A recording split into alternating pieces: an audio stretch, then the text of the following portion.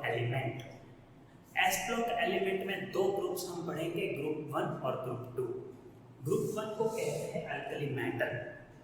Alkali metal इसलिए क्योंकि ये मेटल्स वाटर के साथ रिएक्ट करके वाटर सॉल्युबल बेस बनाते हैं जिसको कहते हैं अल्कली। इसलिए सारे मेटल को अल्कली मेटल कहेंगे जो ग्रुप 1 में है।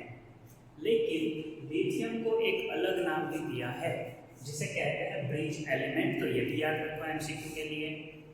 अब इसका जनरल इलेक्ट्रॉनिक कॉन्फ़िगरेशन क्या होगा, क्योंकि ये s ब्लॉक में है, मतलब लास्ट इलेक्ट्रॉन s ऑर्बिट में एंटर होगा, s सबशेल में, और उसमें एक ही इलेक्ट्रॉन होगा क्योंकि वो फर्स्ट ग्रुप में है। तो जनरल इलेक्ट्रॉनिक कॉन्फ़िगरेशन हुआ ns1। अब देखते हैं वैलेंसी। तो इसका वैलेंसी 1 है क्योंकि एक ही इलेक्ट्रॉन है आउटर मोस्ट ऑर्बिट में।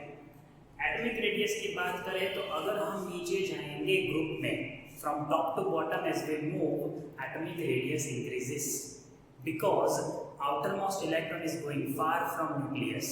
That's why attraction of nucleus decreases, so atomic radius increases. So ये order आप याद रखो। फिर लैटिस, अभी आप 12th में पढ़ोगे तो वो लैटिस क्या होता है। जितने भी यहाँ पे अल्कली मेटल है उसका लैटिस है BCC, मतलब बॉडी सेंटर्ड क्यूब बनाते हैं ये सारे मेटल्स, और उसमें कोऑर्डिनेशन नंबर होता है 4, मतलब एक एटम के आसपास दूसरे 4 एटम होंगे, उसको कहते हैं कोऑर्डिनेशन नंबर। डेंसिटी की अगर बात करें तो ग्रुप में अगर हम नीचे जाएंगे तो top to bottom density increase होता है। आप बोलोगे सर वॉल्यूम इंक्रीज होता है तो डेंसिटी तो डिक्रीज होना चाहिए, बट वॉल्यूम इंक्रीज के साथ साथ मास इंक्रीज भी होता है। सो मास में इंक्रीज ज़्यादा है एज कम्पेयर टू वॉल्यूम, इसलिए डेंसिटी इंक्रीज होता है। लेकिन आप देख लो यहाँ पे एक्सेप्शन है, लिथियम के बाद होना चाहिए सोडियम, फिर होना चाहिए पोटेशियम, लेकिन पोटेशियम का डेंसिटी सोडियम से कम है क्योंकि उसमें वॉल्यूम इंक्रीज सडनली होता है डी ब्लॉक ऑर्बिटल आ जाने की वजह से। सो ये बात आप याद रखो। सो यहाँ पे डेंसिटी पोटेशियम का सोडियम की कंपेयर में कम है। तो कभी एमसीक्यू पूछ लिया तो ऐसा रट्टा मार के नहीं जाना है कि top to bottom it is increasing, potassium का डेंसिटी कम है। और लिथियम पूरे पीरियोडिक टेबल में कंपेयर करो तो लाइटेस्ट मेटल है, मेटल में लिथियम सबसे लाइटेस्ट है। अब देखते हैं नेक्स्ट प्रॉपर्टीज। तो मेल्टिंग पॉइंट और बॉइलिंग पॉइंट सो बहुत कम है कंपेरेटिवली। ये मेटल्स जो है उसमें मेटलिक बॉन्ड वीक है, इसलिए मेल्टिंग पॉइंट बॉइलिंग पॉइंट इसका कम है। और नीचे जाएंगे लेफ्ट टॉप टू बॉटम तो ये बॉन्ड और वीक होते जाता है क्योंकि मेटल बड़ा होते जाएगा, साइज इंक्रीज हो रहा है ना। सो मेटलिक बॉन्ड और कम होता जाएगा, डिक्रीज होता जाएगा। सो लिखा है melting point and boiling point decreases down the group. अगर नीचे जाओगे, जैसे आप अगर लिथियम से सीजियम की तरफ जाओगे तो मेल्टिंग पॉइंट और बॉइलिंग पॉइंट डिक्रीज होता है। फिर ionisation enthalpy, so atomic radius से कंपेयर करो। एटॉमिक रेडियस इंक्रीज होता है मतलब अट्रैक्शन डिक्रीज होता है, तो इलेक्ट्रॉन इजीली निकल पाएगा, तो आयोनाइजेशन एंथैल्पी डिक्रीज होगा। सो लिथियम में इजीली इलेक्ट्रॉन नहीं निकलेगा as compare to caesium. Caesium most metallic है ऐसा बोल सकते हो। सो रिड्यूसिंग नेचर क्या होगा इसका, रिड्यूसिंग नेचर हम आयोनाइजेशन एंथैल्पी से कंपेयर कर सकते हैं। तो ये सबसे इजीली इलेक्ट्रॉन रिलीज करता है और ये सबसे कम। तो लिथियम का रिड्यूसिंग नेचर कम होना चाहिए, लेकिन एक्सेप्शनली देखो वो सबसे ज़्यादा है। ऑर्डर जनरली ऐसा ही है कि टॉप टू बॉटम जाएंगे अगर हम तो रिड्यूसिंग नेचर इंक्रीज होगा, मतलब सोडियम की कंपेयर में पोटेशियम ज़्यादा रिड्यूसिंग नेचर वाला होगा, सीजियम सबसे ज़्यादा होता है। लेकिन सीजियम से भी ज़्यादा रिड्यूसिंग नेचर लिथियम का है, उसका रीज़न है हाइड्रेशन एंथैल्पी। क्या है रीज़न, एक्वियस फॉर्म में उसका हाइड्रेशन सबसे ज़्यादा होता है लिथियम का, क्योंकि बहुत छोटा है, सो उसका हाइड्रेशन सबसे ज़्यादा होगा। देखो हाइड्रेशन का ट्रेंड देखो, लिथियम सबसे छोटा है तो हाइड्रेशन सबसे ज़्यादा हुआ, उसके बाद अगर ग्रुप में नीचे जाते हैं तो हाइड्रेशन डिक्रीज होगा। ठीक है, सो याद रखो आप डिहाइड्रेशन इसका सबसे ज़्यादा हुआ, इसलिए वो स्ट्रॉन्ग रिड्यूसिंग एजेंट है। ये एक्सेप्शन याद रहना चाहिए अगर रिड्यूसिंग कैरेक्टर का ऑर्डर पूछा अल्कली मेटल में से तो। अब देखते हैं उसका इलेक्ट्रोपॉजिटिव कैरेक्टर। आप बोलोगे सर इलेक्ट्रोनेगेटिविटी डिस्कस करना होता है। अरे ये मेटल्स है, मेटल्स इलेक्ट्रॉन देते हैं तो इसमें इलेक्ट्रोपॉजिटिव कैरेक्टर आएगा। तो सबसे इजीली सीजियम इलेक्ट्रॉन दे सकता है तो वो हो गया most electropositive, lithium least electropositive in first group. So अगर हमें कंपेयर करना है इलेक्ट्रोपॉजिटिविटी तो टॉप टू बॉटम जाएंगे तो वो इंक्रीज होगा। और अगर लेफ्ट टू राइट मूव होंगे ग्रुप में तो अल्कली मेटल सबसे ज़्यादा इलेक्ट्रोपॉजिटिव है, उसके बाद अल्कलाइन अर्थ मेटल, फिर एल्यूमिनियम फैमिली जो है बोरॉन फैमिली वो कंपैरेटिवली कम इलेक्ट्रोपॉजिटिव है। आप बोलोगे सर वहाँ तो 3 इलेक्ट्रॉन रिलीज होते हैं। तो इलेक्ट्रोपॉजिटिविटी का मतलब ये नहीं है कि कितने इलेक्ट्रॉन रिलीज होते हैं, इसका मतलब है कितना इजीली इलेक्ट्रॉन रिलीज होगा। सो अल्कली मेटल सबसे इजीली इलेक्ट्रॉन देते हैं, इसलिए अल्कली मेटल मोस्ट इलेक्ट्रोपॉजिटिव है। अब ऑक्सीडेशन स्टेट की बात करें तो एक ही इलेक्ट्रॉन है तो इसका ऑक्सीडेशन स्टेट +1 होगा, चाहे कोई भी मॉलिक्यूल इसका आप बनाओ, किसी भी मॉलिक्यूल में इसका ऑक्सीडेशन स्टेट +1 होगा, कभी चेंज नहीं होगा। हाइड्रेशन तो हमने देख लिया, जितना छोटा आयन होगा उतना ज़्यादा हाइड्रेशन होगा, उतना ज़्यादा एंथैल्पी रिलीज होगा। अब देखते हैं कुछ फ्लेम्स के कलर।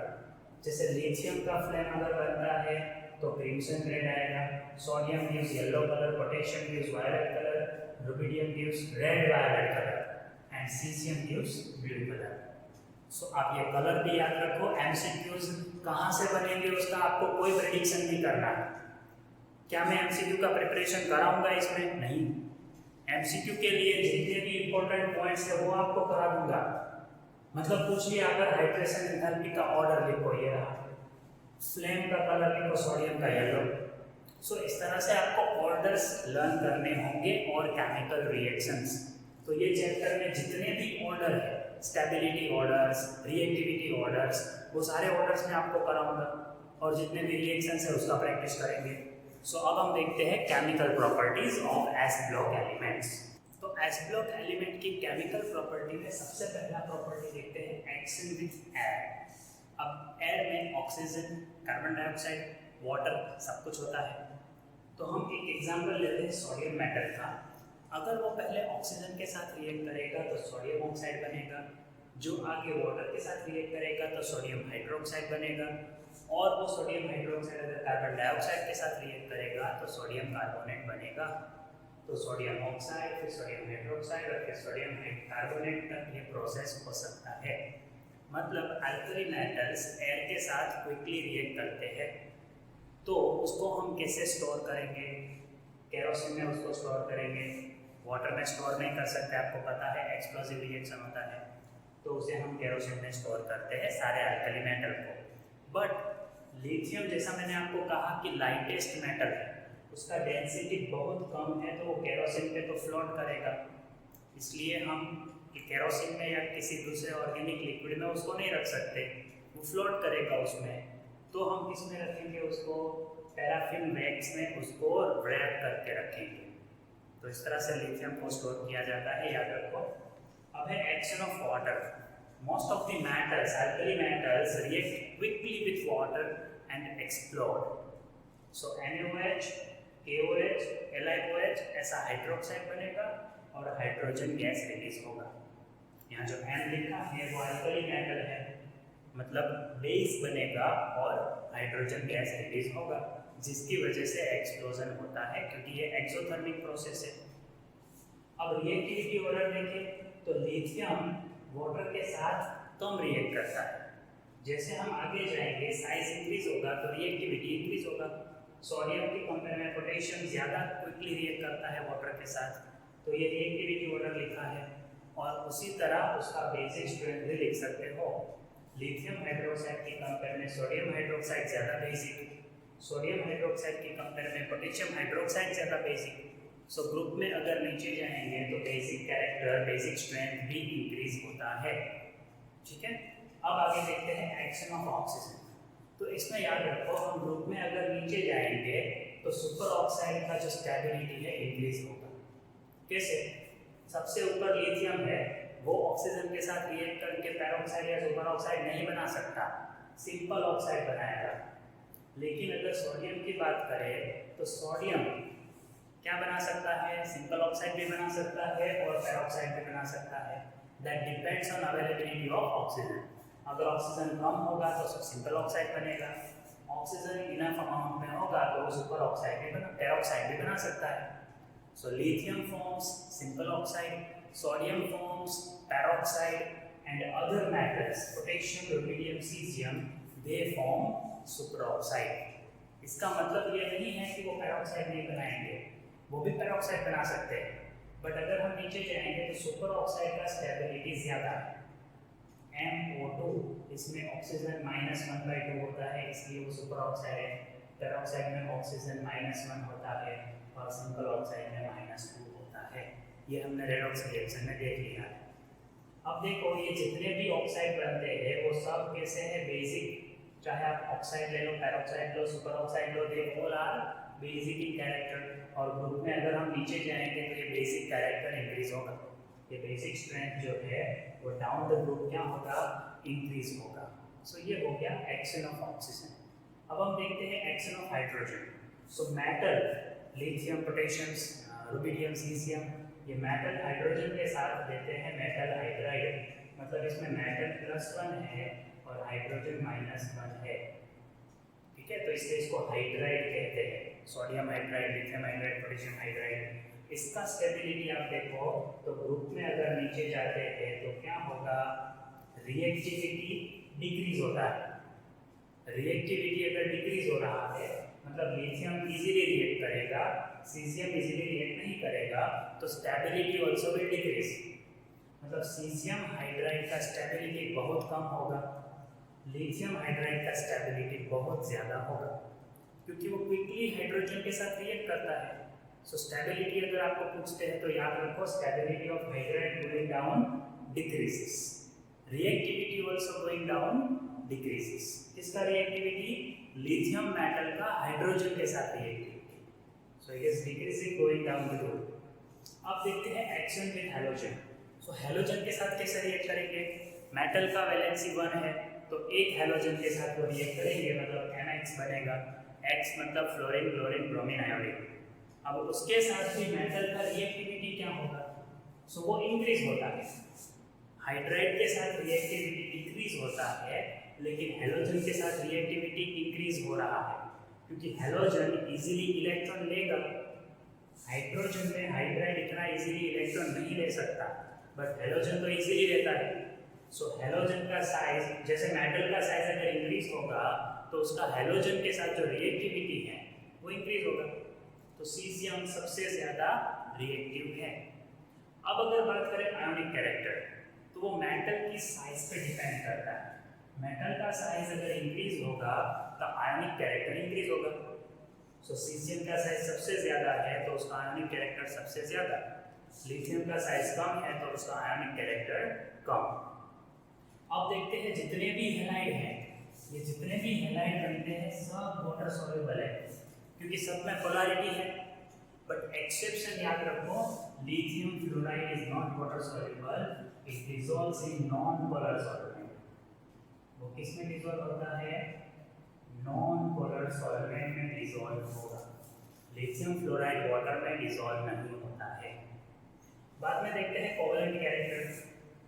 अब जैसे आयनिक कैरेक्टर के लिए हमने कहा कि मेटल का साइज इंक्रीज होगा तो आयनिक कैरेक्टर इंक्रीज होगा, उसी तरह कोवेलेंट कैरेक्टर के लिए नॉन मेटल का साइज देखना है। अगर नॉन मेटल का साइज इंक्रीज होगा तो कोवेलेंट कैरेक्टर इंक्रीज होगा। मतलब मेटल फिक्स रख दो, लिथियम मेटल सब में फिक्स, लेकिन नॉन मेटल का साइज देखो अभी, आयोडीन, ब्रोमीन, क्लोरीन, फ्लोरीन, तो ऐसा डिक्रीज हो रहा है ना। फ्लोरीन, क्लोरीन, ब्रोमीन, आयोडीन ऐसे देखो तो इंक्रीज हो रहा है। सो ग्रुप में अगर हम नीचे आते हैं तो नॉन मेटल का साइज इंक्रीज होता है, आयोडीन सबसे बड़ा है तो उसका कैरेक्टर होगा मोस्ट कोवेलेंट। फ्लोरीन और लिथियम के बीच में होगा मोस्ट आयोनिक कैरेक्टर, याद रखो ये। और लास्ट है एक्शन विथ लिक्विड अमोनिया।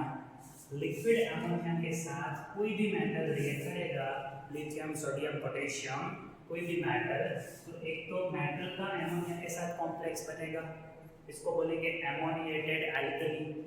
और एक इलेक्ट्रॉन जो ये मेटल ने रिलीज किया होगा, ये मेटल क्या करता है, M+ बनाएगा और एक इलेक्ट्रॉन रिलीज करेगा। तो M+ H मोल एमोनिया के साथ रिएक्ट हुआ और इलेक्ट्रॉन 5 मोल एमोनिया के साथ रिएक्ट हुआ। तो ये कॉम्प्लेक्स को कहते हैं एमोनिएटेड इलेक्ट्रॉन, जिसकी वजह से डीप ब्लू कलर आता है सॉल्यूशन में। सो याद रखो, एमोनिया के साथ जो सॉल्यूशन का कलर आता है वो मेटल पे डिपेंड नहीं करता, इट डिपेंड्स ऑन इलेक्ट्रॉन, है ना। तो कोई भी मेटल जब एमोनिया के साथ रिएक्ट करे और अगर इलेक्ट्रॉन रिलीज करता है तो वो डीप ब्लू कलर का सॉल्यूशन बनेगा, फिर चाहे वो अल्कली मेटल्स हो या अल्कलाइन अर्थ मेटल्स हो। अब एस ब्लॉक एलिमेंट जब कार्बोनेट, बाइकार्बोनेट, नाइट्रेट और सल्फेट बनाते हैं तो उसका नेचर क्या होगा वो देखते हैं। तो सबसे पहले देखते हैं कार्बोनेट्स। सो देखो, आप अगर कार्बोनेट को डिकम्पोज करोगे तो वो इजीली ऑक्साइड में कन्वर्ट होगा और CO2 रिलीज करेगा, जिसमें लिथियम कार्बोनेट सबसे ज़्यादा अनस्टेबल है, वो थर्मल अनस्टेबिलिटी उसका सबसे ज़्यादा है। तो थर्मल स्टेबिलिटी का ऑर्डर देखो तो सबसे कम है, थर्मल स्टेबिलिटी सबसे कम, मतलब अनस्टेबिलिटी सबसे ज़्यादा हुआ। तो ये सबसे कम स्टेबल है और अगर ग्रुप में नीचे जाते हैं तो थर्मल स्टेबिलिटी इंक्रीज होगा। उसके बाद आता है बाइकार्बोनेट। तो बाइकार्बोनेट भी आप देखो तो वो भी डिकम्पोज होंगे, अगर उसको भी हीट करेंगे तो डिकम्पोज होकर वो कार्बोनेट बन जाएंगे। Bicarbonate decompose on heating it gives carbonate, releases CO2 and water, ठीक है। और most of the bicarbonate solid form में होते हैं, लेकिन लिथियम बाइकार्बोनेट सॉलिड फॉर्म में नहीं मिलता। जब हम उसको बनाते हैं तो वो सॉल्यूशन में एक्वियस फॉर्म में रह जाता है, वो सॉलिडिफाई नहीं हो पाता। बाकी सारे कार्बोनेट्स जो है बाइकार्बोनेट्स वो सॉलिड फॉर्म में मिलते हैं। और अगर बात करें ये लिथियम कार्बोनेट की, तो वो वाटर में भी बहुत कम सॉल्युबल है। सो इस लिखा है it is sparingly soluble in water. लेकिन दूसरे जो कार्बोनेट्स है उसका सॉल्युबिलिटी इंक्रीज होता है अगर हम नीचे जाते हैं। So going down, like when stability increases solubility is also increases. तो सॉल्युबिलिटी ऑर्डर आपको एग्जाम में पूछ सकते हैं, तो कार्बोनेट और बाइकार्बोनेट दोनों के लिए ये ऑर्डर आपको याद रखना है। दोनों का सॉल्युबिलिटी ग्रुप में नीचे जाने से इंक्रीज होता है। और लास्ट में देखो कुछ थोड़ा सा इंफॉर्मेशन मैंने दिया है कि सोडियम कार्बोनेट और पोटेशियम कार्बोनेट के मिक्सचर को हम फ्यूजन मिक्सचर कहते हैं, जो लैब में यूज करते हैं, और पोटेशियम कार्बोनेट को कहते हैं POL-S। तो ये याद रखो इन्फॉर्मेशंस, MCQ अगर कभी पूछ लिया तो काम आएगा। अब देखते हैं नाइट्रेट्स। तो नाइट्रेट्स भी जब हम डिकम्पोज करते हैं तो जनरली कन्वर्ट होते हैं नाइट्राइट में। Most of the metal like sodium, potassium, rubidium, cesium, their nitrate convert into nitrite, है ना। वो नाइट्रेट में कन्वर्ट होते हैं, लेकिन लिथियम नाइट्रेट कन्वर्ट होता है लिथियम ऑक्साइड में।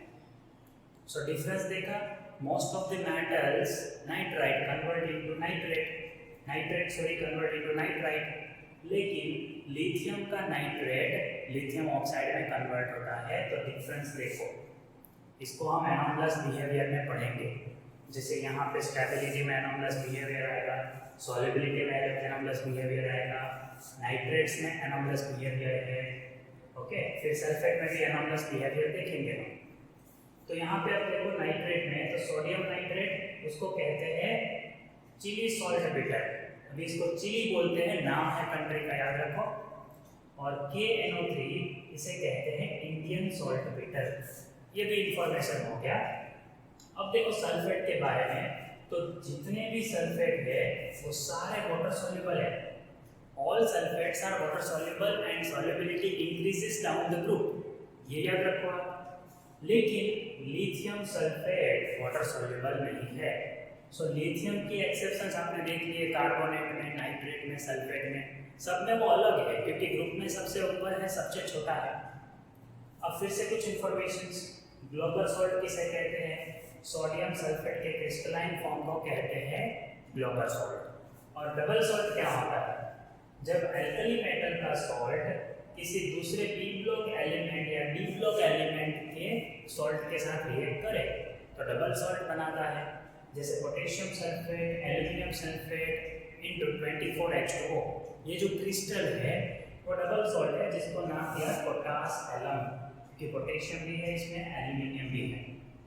सो इस तरह से ये जो इंफॉर्मेशन है वो याद रखो, और जहाँ पे भी मैंने ऑर्डर दिखाए हैं वो ऑर्डर्स आप लर्न करो। जैसे यहाँ पे सॉल्युबिलिटी ऑर्डर कहा top to bottom increases, stability order है, फिर ये एक ऑर्डर हो गया देखो solubility increases down the group. So learn these orders because MCQ में ये ऑर्डर्स पूछ सकते हैं।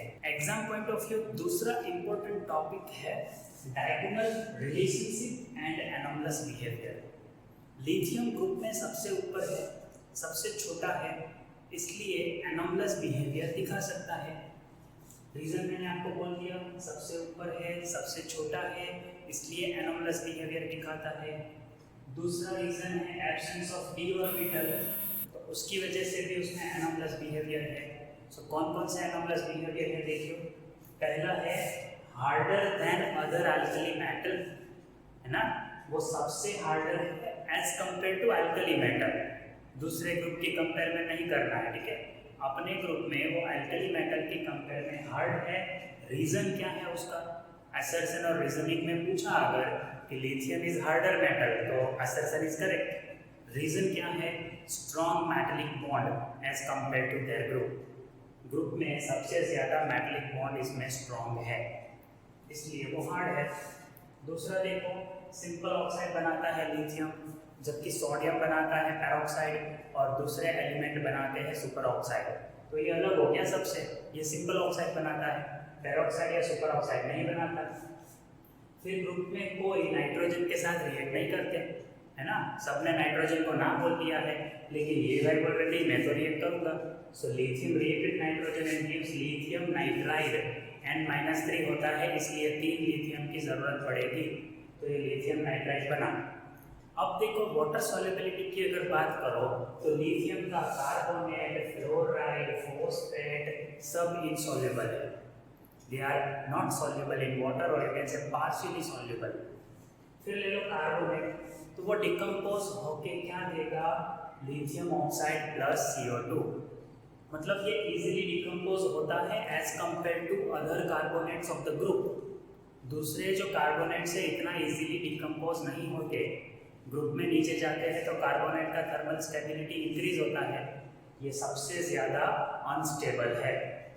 नाइट्रेट की बात करें तो लिथियम का नाइट्रेट सिर्फ ऑक्साइड देता है, बाकी जितने भी नाइट्रेट्स है वो रिस्पेक्टिव नाइट्राइट देंगे। मतलब सोडियम नाइट्रेट है तो सोडियम नाइट्राइट मिलेगा और ऑक्सीजन रिलीज होगा।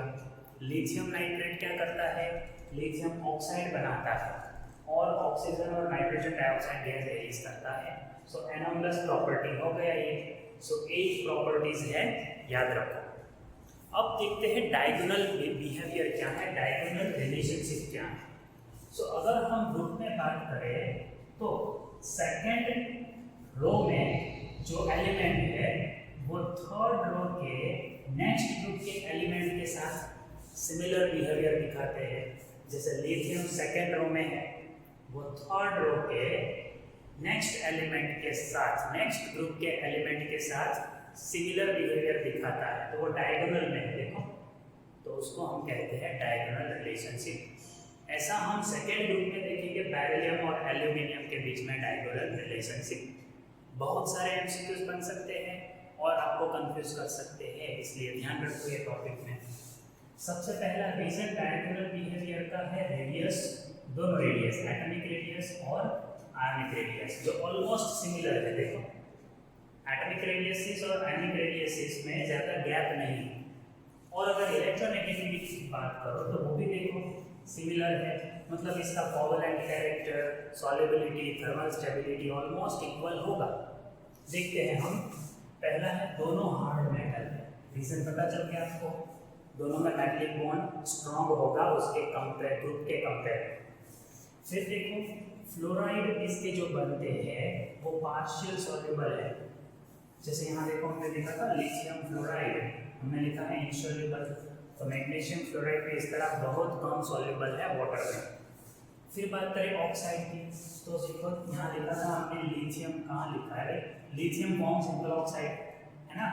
तो बोथ फॉर्म सिंपल ऑक्साइड, मतलब लिथियम अगर सिंपल ऑक्साइड बनाता है तो मैग्नीशियम भी सिंपल ऑक्साइड ही बनाएगा, वो भी पेरोक्साइड या सुपर ऑक्साइड नहीं बनाता। Then hydroxide and lithium hydroxide and magnesium hydroxide both are weak base. अगर ग्रुप में हम नीचे जाते हैं तो बेसिक स्ट्रेंथ इंक्रीज होता है।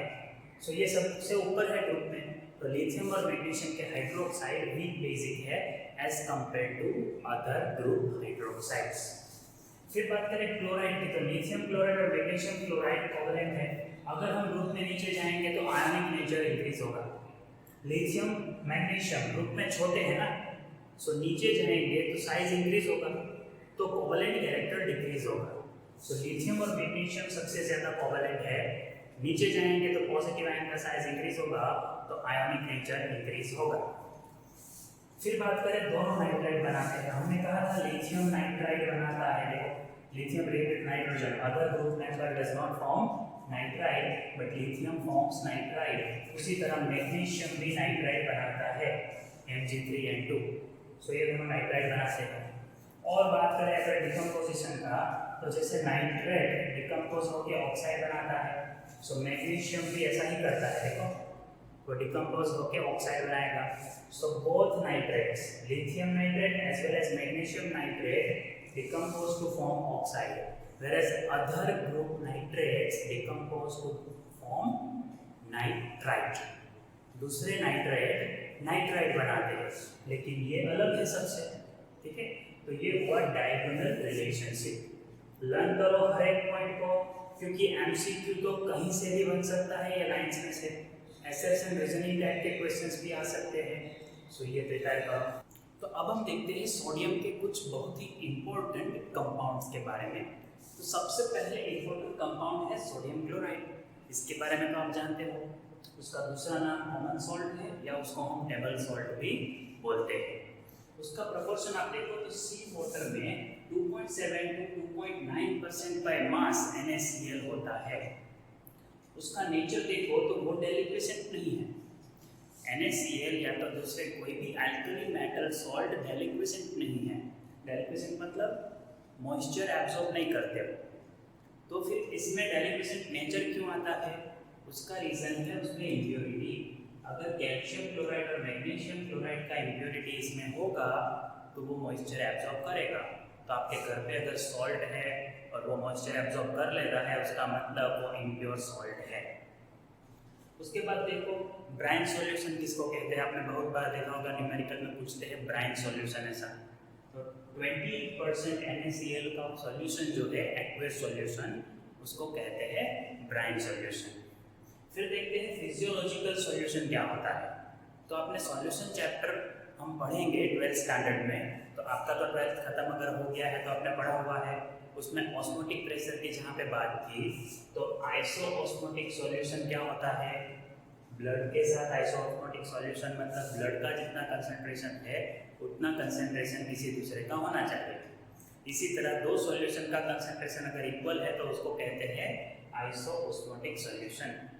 तो NaCl का 0.9% एक्वेस सॉल्यूशन आइसोऑस्मोटिक है ब्लड प्लाज्मा के साथ, तो ये 0.9% NaCl को कहते हैं फिजियोलॉजिकल सॉल्यूशन।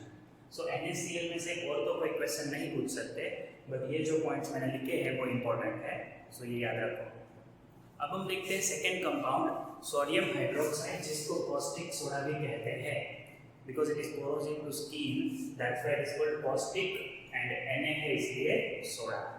अब ये कॉस्टिक सोडा का अगर कैल्शियम ऑक्साइड के साथ हम मिक्सचर करते हैं तो कॉस्टिक सोडा की वजह से नाम लिख दिया सोडा और कैल्शियम ऑक्साइड की वजह से लाइम, तो ये कंपाउंड, ये मिक्सचर जो है उसको बोलते हैं सोडा लाइम। सो कभी अगर सोडा लाइम वर्ड आप सुनते हो उसका मतलब होता है ये दोनों का मिक्सचर। आइए अब देखते हैं प्रिपरेशंस। सोडियम हाइड्रोक्साइड कैसे प्रिपेयर कर सकते हैं, तो प्रिपरेशन के लिए हमारे पास दो मेथड है, एक है कोस्टिसाइजिंग प्रोसेस और दूसरा है इलेक्ट्रोलाइसिस। अब कोस्टिसाइजिंग प्रोसेस में हम मिल्क ऑफ लाइम ऐड करते हैं 10% Na2CO3 में। Na2CO3 10% लेना है एक्वेस सॉल्यूशन, उसमें जब हम मिल्क ऑफ लाइम ऐड करेंगे तो कैल्शियम कार्बोनेट प्रेसिपिटेट के फॉर्म में बैठ जाएगा नीचे और सोडियम हाइड्रोक्साइड हमें मिलेगा। तो इसको इजीली हम फिल्टर आउट कर सकते हैं। सो इस तरह मिल सकता है कॉस्टिक सोडा। दूसरा प्रोसेस है इलेक्ट्रोलाइसिस प्रोसेस, जिसमें आप नेचुरल सेल ले सकते हो या फिर कैस्टर कैलर सेल ले सकते हो और उसमें इलेक्ट्रोलाइसिस करना है। तो एनोड पे क्लोरीन गैस लिबरेट होगा और कैथोड पे मिलेगा सोडियम मेटल जो मर्क्यूरी के साथ बनाएगा एमालगम। सोडियम मेटल मर्क्यूरी के साथ क्या बना लेगा? एमालगम, NaHg। तो इसको कहेंगे सोडियम एमालगम। अब ये एमालगम का जब हम हाइड्रोलिसिस करते हैं तो हमें सोडियम हाइड्रोक्साइड मिल जाएगा, मर्क्यूरी फ्री हो जाएगा, हाइड्रोजन गैस रिलीज होगा। तो इस तरह से सोडियम हाइड्रोक्साइड हमें मिल सकता है। ये हुआ प्रिपरेशन। इसका फिजिकल प्रॉपर्टी क्या है? तो आपने लैब में देखा होगा ये वाइट कलर का पैलेट्स होता है। वाइट पैलेट्स आपने देखे होंगे। तो ट्रांसल्यूसेंट सॉलिड है वो, मतलब एकदम ट्रांसपेरेंट भी नहीं है और ओपेक भी नहीं है, वो ट्रांसल्यूसेंट है, रेडिली सॉल्युबल है, पानी में आपको पता है इजीली सॉल्युबल है। और प्रोसेस है एक्सोथर्मिक, मतलब वो जब पानी में डिजोल्व होगा तो हीट रिलीज होता है। और अगर आप हाथ में रखते हो तो आपको पता है it becomes hot because it absorb moisture. वो मॉइस्चर एब्सॉर्ब करता है, मतलब डाइल्यूशन है। इसका जो क्रिस्टल है NaOH का वो वाटर या मॉइस्चर एब्सॉर्ब इजीली करता है। तो हाथ में रखोगे तो जल जाओगे। ओके, सो ये वो फिजिकल प्रॉपर्टी। अब देखते हैं केमिकल प्रॉपर्टीज। सबसे पहला इंपॉर्टेंट यूज है उसका कि वो गैस एब्सॉर्ब करता है। सो एब्सॉर्ब करेगा CO2 को। एटमॉस्फेयर में अगर कार्बन डाइऑक्साइड ज़्यादा है तो आप NaOH रख दो, इट विल एब्सॉर्ब इट। मतलब ये भी समझ लो कि NaOH को आप एयर में बाहर स्टोर नहीं कर सकते, उसको एयर टाइट बॉक्स में स्टोर करना है, क्योंकि वो CO2 के साथ रिएक्ट करता है और सोडियम कार्बोनेट बनाएगा।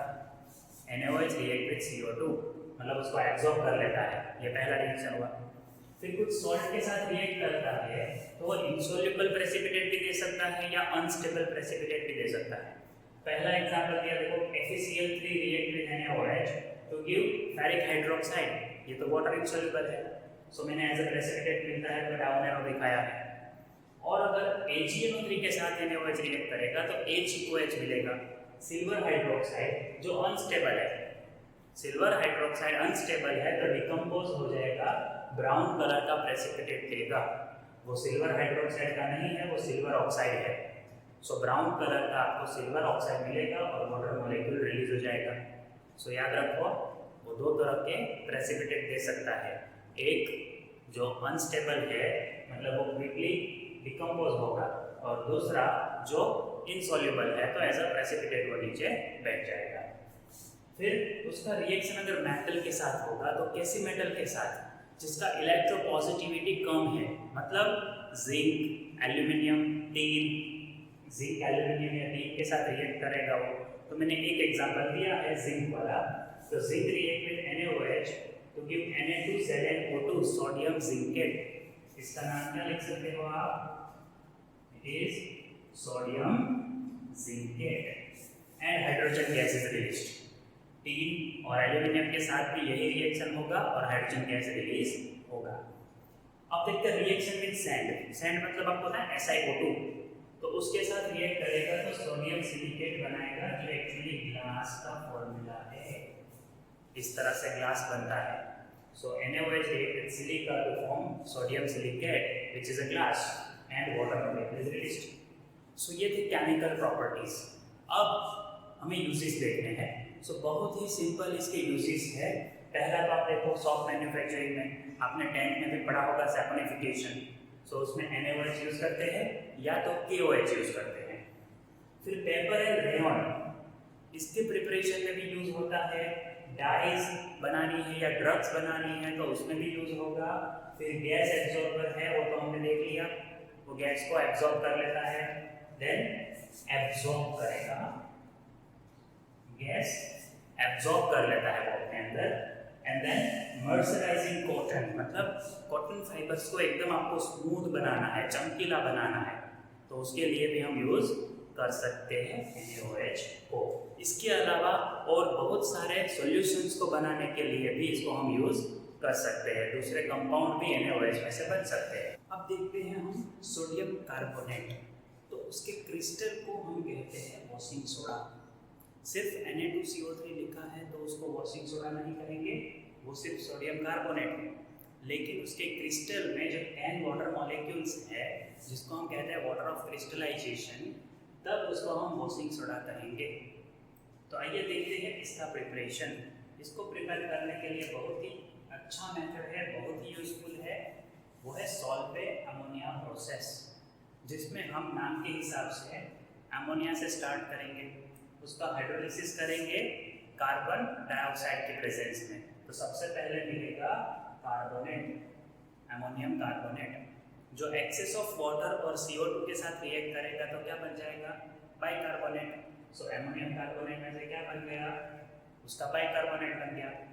अब ये बाइकार्बोनेट का रिएक्शन अगर NaCl के साथ होगा तो मिलेगा सोडियम बाइकार्बोनेट, जो प्रेसिपिटेट है, सॉलिड फॉर्म में मिलेगा, और NH4Cl एक्वियस है। तो ये दोनों को इजीली हम सेपरेट कर सकते हैं फिल्ट्रेशन से। आपको नीचे जो सॉल्यूशन फिल्ट्रेट मिलेगा उसमें अमोनियम क्लोराइड दूर हो जाएगा और ऊपर प्रेसिपिटेट रहेगा NaHCO3, जिसको ड्राई करना है, और ड्राई करने के बाद जब उसका हीटिंग करते हैं तो मिल जाएगा सोडियम कार्बोनेट। तो 4 स्टेप में ये प्रोसेस होता है। इसमें हम ये CO2 ऑब्टेन करने के लिए, CO2 लाने के लिए हम क्या करेंगे, कैल्शियम कार्बोनेट ऐड करते हैं। तो उसका हीटिंग करेंगे तब कैल्शियम ऑक्साइड और CO2 रिलीज होगा। वो कैल्शियम ऑक्साइड वाटर के साथ रिएक्ट करके वापस क्या देगा, कैल्शियम हाइड्रोक्साइड, जो ये NH4Cl के साथ रिएक्ट करेगा तो फिर से अमोनिया रिलीज होगा। वो अमोनिया हम वापस यूज कर सकते हैं। ये मैंने यहाँ नहीं लिखा है, लेकिन आप याद रखो कि कैल्शियम कार्बोनेट भी इसमें यूज होता है, जिसकी प्रोसेस से हमको अमोनिया वापस मिलता है। सो ये साइकिल चलता रहता है, इसे कहते हैं सॉल्वेट अमोनिया प्रोसेस। अब जो हमें मिल गया कौन, Na2CO3 सोडियम कार्बोनेट, जो वाटर में अगर क्रिस्टल बनाता है वाटर के साथ तो उसको हम कहते हैं वॉशिंग सोडा। उसको हीट करेंगे तो क्या होगा, सो वो हम देखेंगे उसके केमिकल प्रॉपर्टी में कि अगर हम ये सोडियम कार्बोनेट इंटू 10H2O मतलब वॉशिंग सोडा को अगर हीट करते हैं ड्राई एयर में तो वाटर मॉलिक्यूल्स निकल जाएंगे, लेकिन 9 वाटर मॉलिक्यूल्स निकल गए हैं, एक अभी भी है। सो और ज़्यादा हीटिंग अगर करेंगे तो वो मॉलिक्यूल भी निकल जाएगा, तो फिर जो सोडियम कार्बोनेट बचेगा उसको कहते हैं soda ash, and that can not be used as washing powder. Washing powder में फिर इसको यूज़ नहीं कर सकते, उसका जो वॉशिंग प्रॉपर्टी है वो वाटर मॉलिक्यूल की वजह से है, सो वो उसमें होना चाहिए, तब हम उसको वॉशिंग सोडा कहते हैं। अब देखते हैं नेक्स्ट, हाइड्रोलिसिस करेंगे तो क्या होगा। अगर Na2CO3 को वाटर में ऐड करेंगे तो H2CO3 वीक एसिड बनेगा और NaOH स्ट्रॉन्ग बेस बनेगा। मतलब ये जो है वो स्ट्रॉन्ग बेस और वीक एसिड का सॉल्ट है। This is a salt of strong base and weak acid, it means it's pH will be greater than 7। ये भी याद रखो आप। अब नेक्स्ट देखो, जिस तरह से अमोनियम कार्बोनेट का एक्सेस ऑफ वाटर और CO2 के साथ रिएक्शन हुआ तो अमोनियम बाइकार्बोनेट मिला, वैसे ही सोडियम कार्बोनेट का एक्सेस ऑफ वाटर और CO2 के साथ अगर रिएक्शन हुआ तो सोडियम बाइकार्बोनेट मिलेगा, जिसको हम सोडियम हाइड्रोजन कार्बोनेट भी बोल सकते हैं। ये प्रिपरेशन भी याद रखो। फिर अगर सोडियम कार्बोनेट सिलिका मतलब सैंड के साथ अगर रिएक्ट करता है तो बनाएगा सोडियम सिलिकेट, जिसको सॉफ्ट ग्लास या सॉल्युबल ग्लास या वाटर ग्लास कहते हैं। बहुत सारे नाम है, ध्यान रखो। केमिकल नेम है सोडियम सिलिकेट, लेकिन कॉमन नेम में हम उसको सॉफ्ट ग्लास बोल सकते हैं, सॉल्युबल ग्लास बोल सकते हैं या वाटर ग्लास भी बोल सकते हैं। तो उसका फॉर्मूला है Na2SiO3 और कार्बन डाइऑक्साइड गैस रिलीज हो जाएगा ये CO3 में से। नेक्स्ट है उसका रिएक्शन अगर किसी मेटल सॉल्ट के साथ हुआ, जैसे MH2, जहाँ M का मतलब आप कैल्शियम या बेरियम ले लो और X का मतलब है OH या Cl।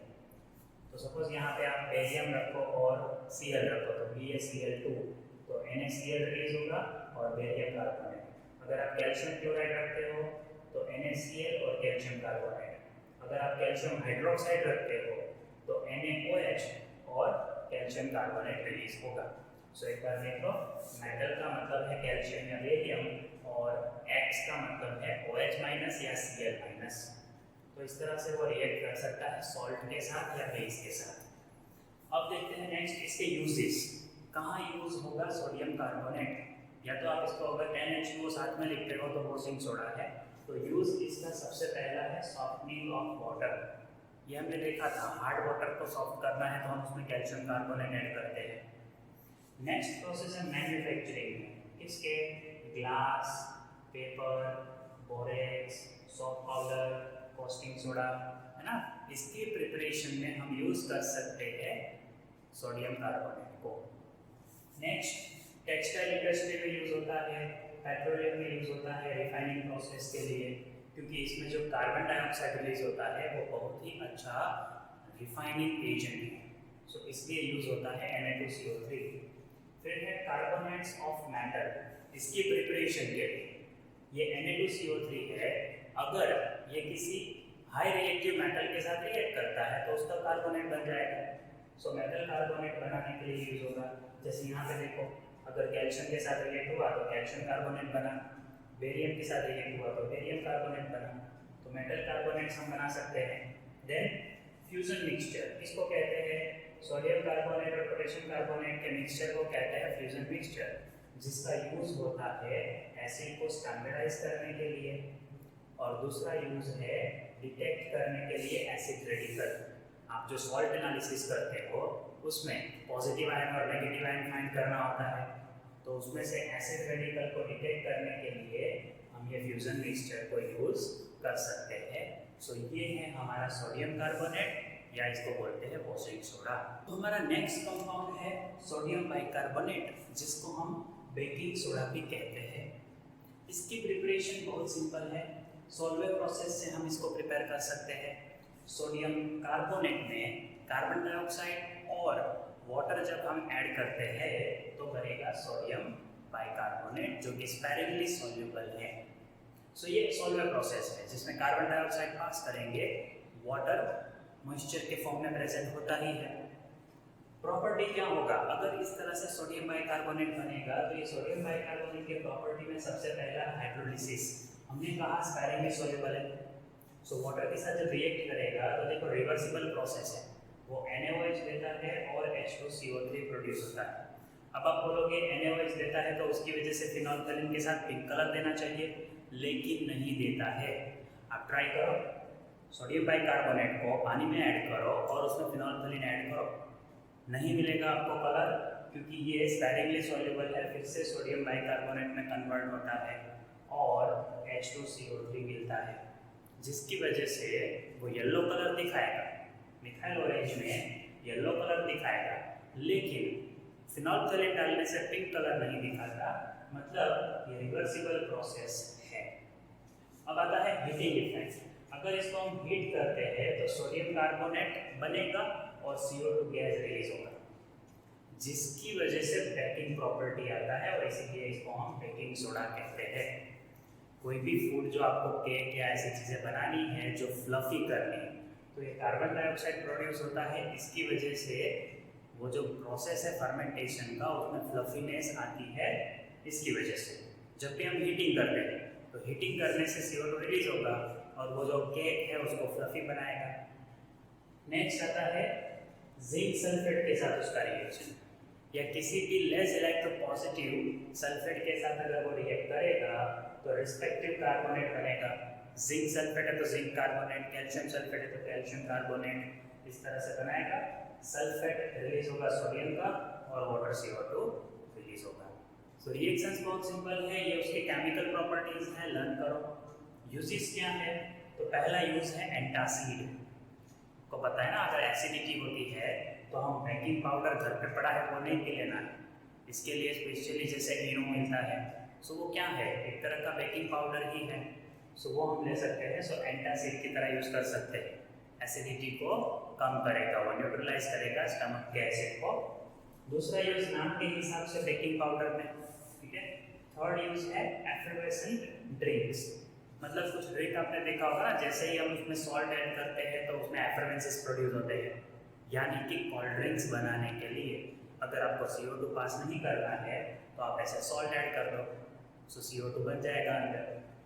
फायर एक्सटिंग्विशर में क्योंकि हीट जहाँ पे होगा वहाँ पे अगर आप ये ऐड करते हो तो CO2 रिलीज होता है, और CO2 आपको पता है it is not supportive of combustion, है ना, कंबसन को सपोर्ट नहीं करता है, तो फायर एक्सटिंग्विशर की तरह यूज़ कर सकते हो। और लास्ट है माइल्ड एंटीसेप्टिक है, बट स्किन इन्फेक्शन के लिए, सब जगह यूज़ नहीं करना है इसको, तो स्किन इन्फेक्शन में हम ये अप्लाई कर सकते हैं because it is mild antiseptic, strong नहीं है बहुत।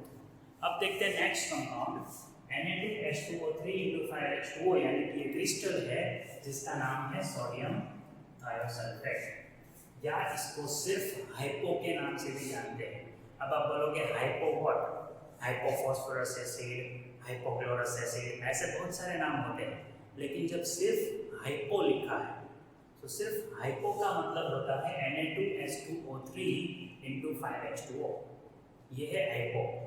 अब इसको कैसे प्रिपेयर करेंगे, तो पहला प्रोसेस देख लो, Na2CO3 SO3 के साथ रिएक्ट करेगा तो पहले बनेगा Na2SO3 sodium sulphide, CO2 gas release होगा। अब ये Na2SO3 फिर से सल्फर के साथ अगर प्रोडक्ट रिएक्ट करेगा तो प्रोडक्ट मिलेगा Na2H2O3। तो दो स्टेप में रिएक्शन है, पहले स्टेप में सोडियम सल्फाइड बना, सेकेंड स्टेप में सल्फर के साथ रिएक्ट हुआ तो सोडियम थायोसल्फेट बन गया। तो इस तरह से हम सोडियम थायोसल्फेट बना सकते हैं, जिसको हाइपो भी बोल सकते हो। दूसरा मेथड है बेस के साथ सल्फर का डायरेक्ट रिएक्शन, बॉईल करना है, NaOH के साथ सल्फर को बॉईल करो तो भी आपको सोडियम थायोसल्फेट मिलेगा, लेकिन वहाँ बाई प्रोडक्ट ज़्यादा है, यहाँ पे बाई प्रोडक्ट कम है ना, इजीली रिमूव हो जाता है, सो ये प्रोसेस ज़्यादा प्रेफरेबल है। प्रॉपर्टीज देख लो, कलरलेस सब्सटेंस है, क्रिस्टलाइन है, देख लो वाटर ऑफ क्रिस्टलाइजेशन उसमें है, मतलब वो क्रिस्टलाइन सब्सटेंस है और वाटर सॉल्युबल है, वो इजीली वाटर में सॉल्युबल है। अब उसके कुछ दूसरे प्रॉपर्टीज देखो, जैसे वो एसिड के साथ रिएक्ट करेगा तो रिस्पेक्टिव सॉल्ट देगा, SO2 सल्फर और वाटर रिलीज कर देगा। फिर अगर वो AgBr के साथ रिएक्ट करता है जो कि सॉलिड फॉर्म में है, तो अगर उसके साथ रिएक्ट करेगा तो उसका कॉम्प्लेक्स बनाएगा जो एक्वियस है, तो इसका यूज हुआ AgBr को फिक्स करने में, मतलब ऐसा फिक्सिंग हम इसको यूज कर सकते हैं फोटोग्राफी में, मैंने यूज में भी लिखा है, देखो it is used for fixing in photography.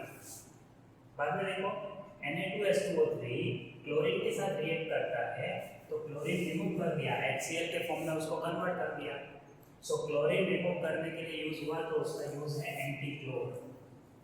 एंटीक्लोर आपको पता है ना, क्लोरीन रिमूव करने के लिए हम जिसको यूज करते हैं उसे कहते हैं antichlor, so this can be used as antichlor also.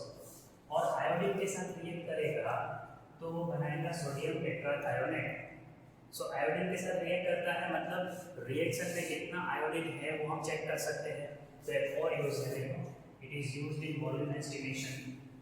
Iodine जहाँ पे यूज होता होगा वहाँ पे हम सोडियम थायोसल्फेट ऐड कर सकते हैं, टाइट्रेशन करके पता लगा सकते हैं कितना आयोडीन है सॉल्यूशन में।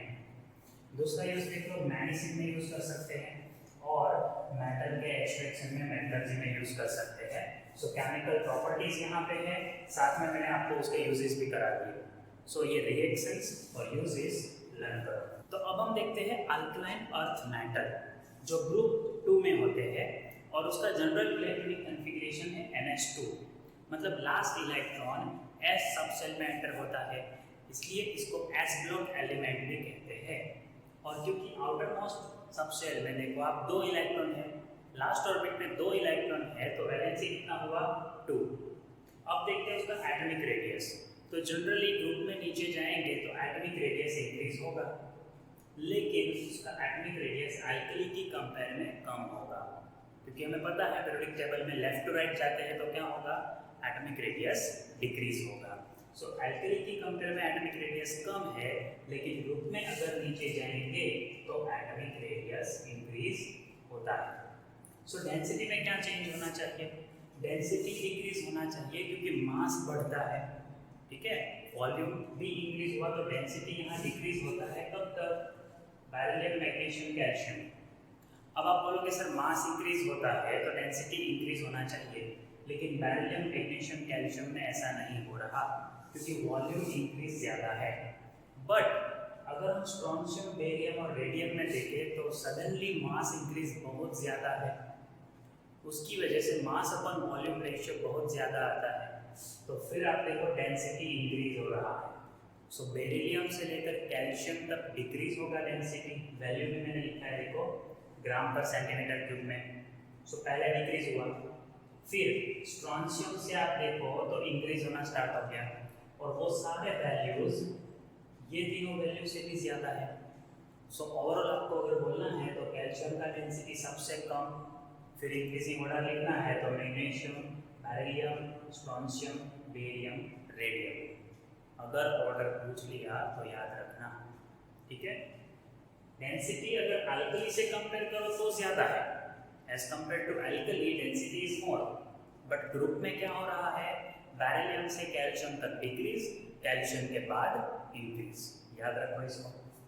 अब मेल्टिंग पॉइंट और बॉइलिंग पॉइंट अल्कली से तो ज़्यादा है, क्योंकि यहाँ पे 2 इलेक्ट्रॉन आए ना, तो बॉन्डिंग ज़्यादा स्ट्रॉन्ग होगा, लेकिन रेगुलर पैटर्न नहीं है, मतलब डिक्रीज होना फिर इंक्रीज होना, ऐसा इरेगुलर पैटर्न है। उसका रीज़न है डिफरेंट क्रिस्टल स्ट्रक्चर्स, जो मैं आपको आगे सिखाऊंगा क्रिस्टल स्ट्रक्चर्स के बारे में। तो वो डिफरेंट है, इसलिए मेल्टिंग पॉइंट और बॉइलिंग पॉइंट का रेगुलर ट्रेंड नहीं है। अब बात करें metallic property. So metallic property increase होता है, reason down the group increase होता है, रीजन क्या है, साइज इंक्रीज हुआ, साइज इंक्रीज हुआ तो इलेक्ट्रॉन इजीली रिलीज करेगा, तो इसकी वजह से आप बोल सकते हो कि अगर ग्रुप में नीचे जाओगे तो मेटेलिक नेचर इंक्रीज होगा।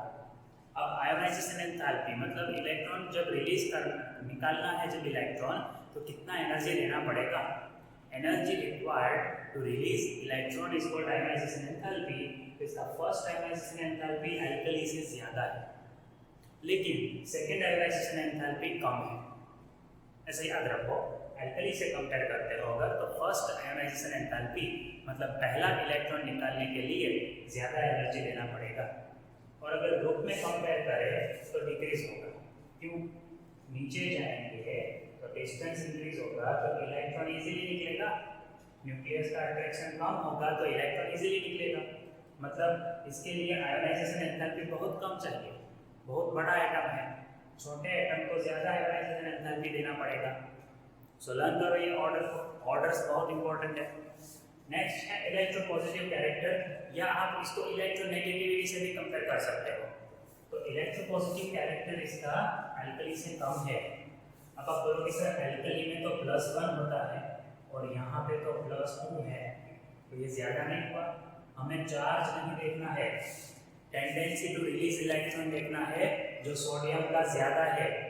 सोडियम इजीली इलेक्ट्रॉन रिलीज करता है एज कंपेयर टू कैल्शियम, ठीक है। तो ऐसे कंपैरिजन देखो तो अल्कली से इसका इलेक्ट्रोपॉजिटिविटी कम है, इंक्रीज होगा लेकिन अगर ग्रुप में नीचे जाते हो तो ये ऑर्डर में होगा।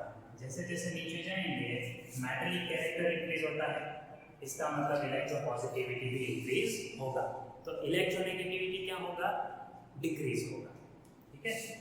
अब देखो ऑक्सीडेशन स्टेट, क्योंकि वैलेंसी क्या है 2, वैलेंसी 2 है तो ऑक्सीडेशन स्टेट सिर्फ एक पॉसिबल है +2।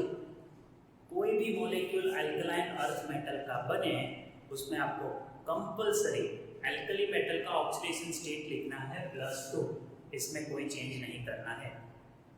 हार्डनेस की बात करें तो ये सॉफ्ट है जनरली, ठीक है, लेकिन अल्कली की कंपेयर में हार्ड है, they are harder than alkali, क्योंकि यहाँ पे 2 इलेक्ट्रॉन आ गए तो मेटेलिक बॉन्ड ज़्यादा स्ट्रॉन्ग होगा।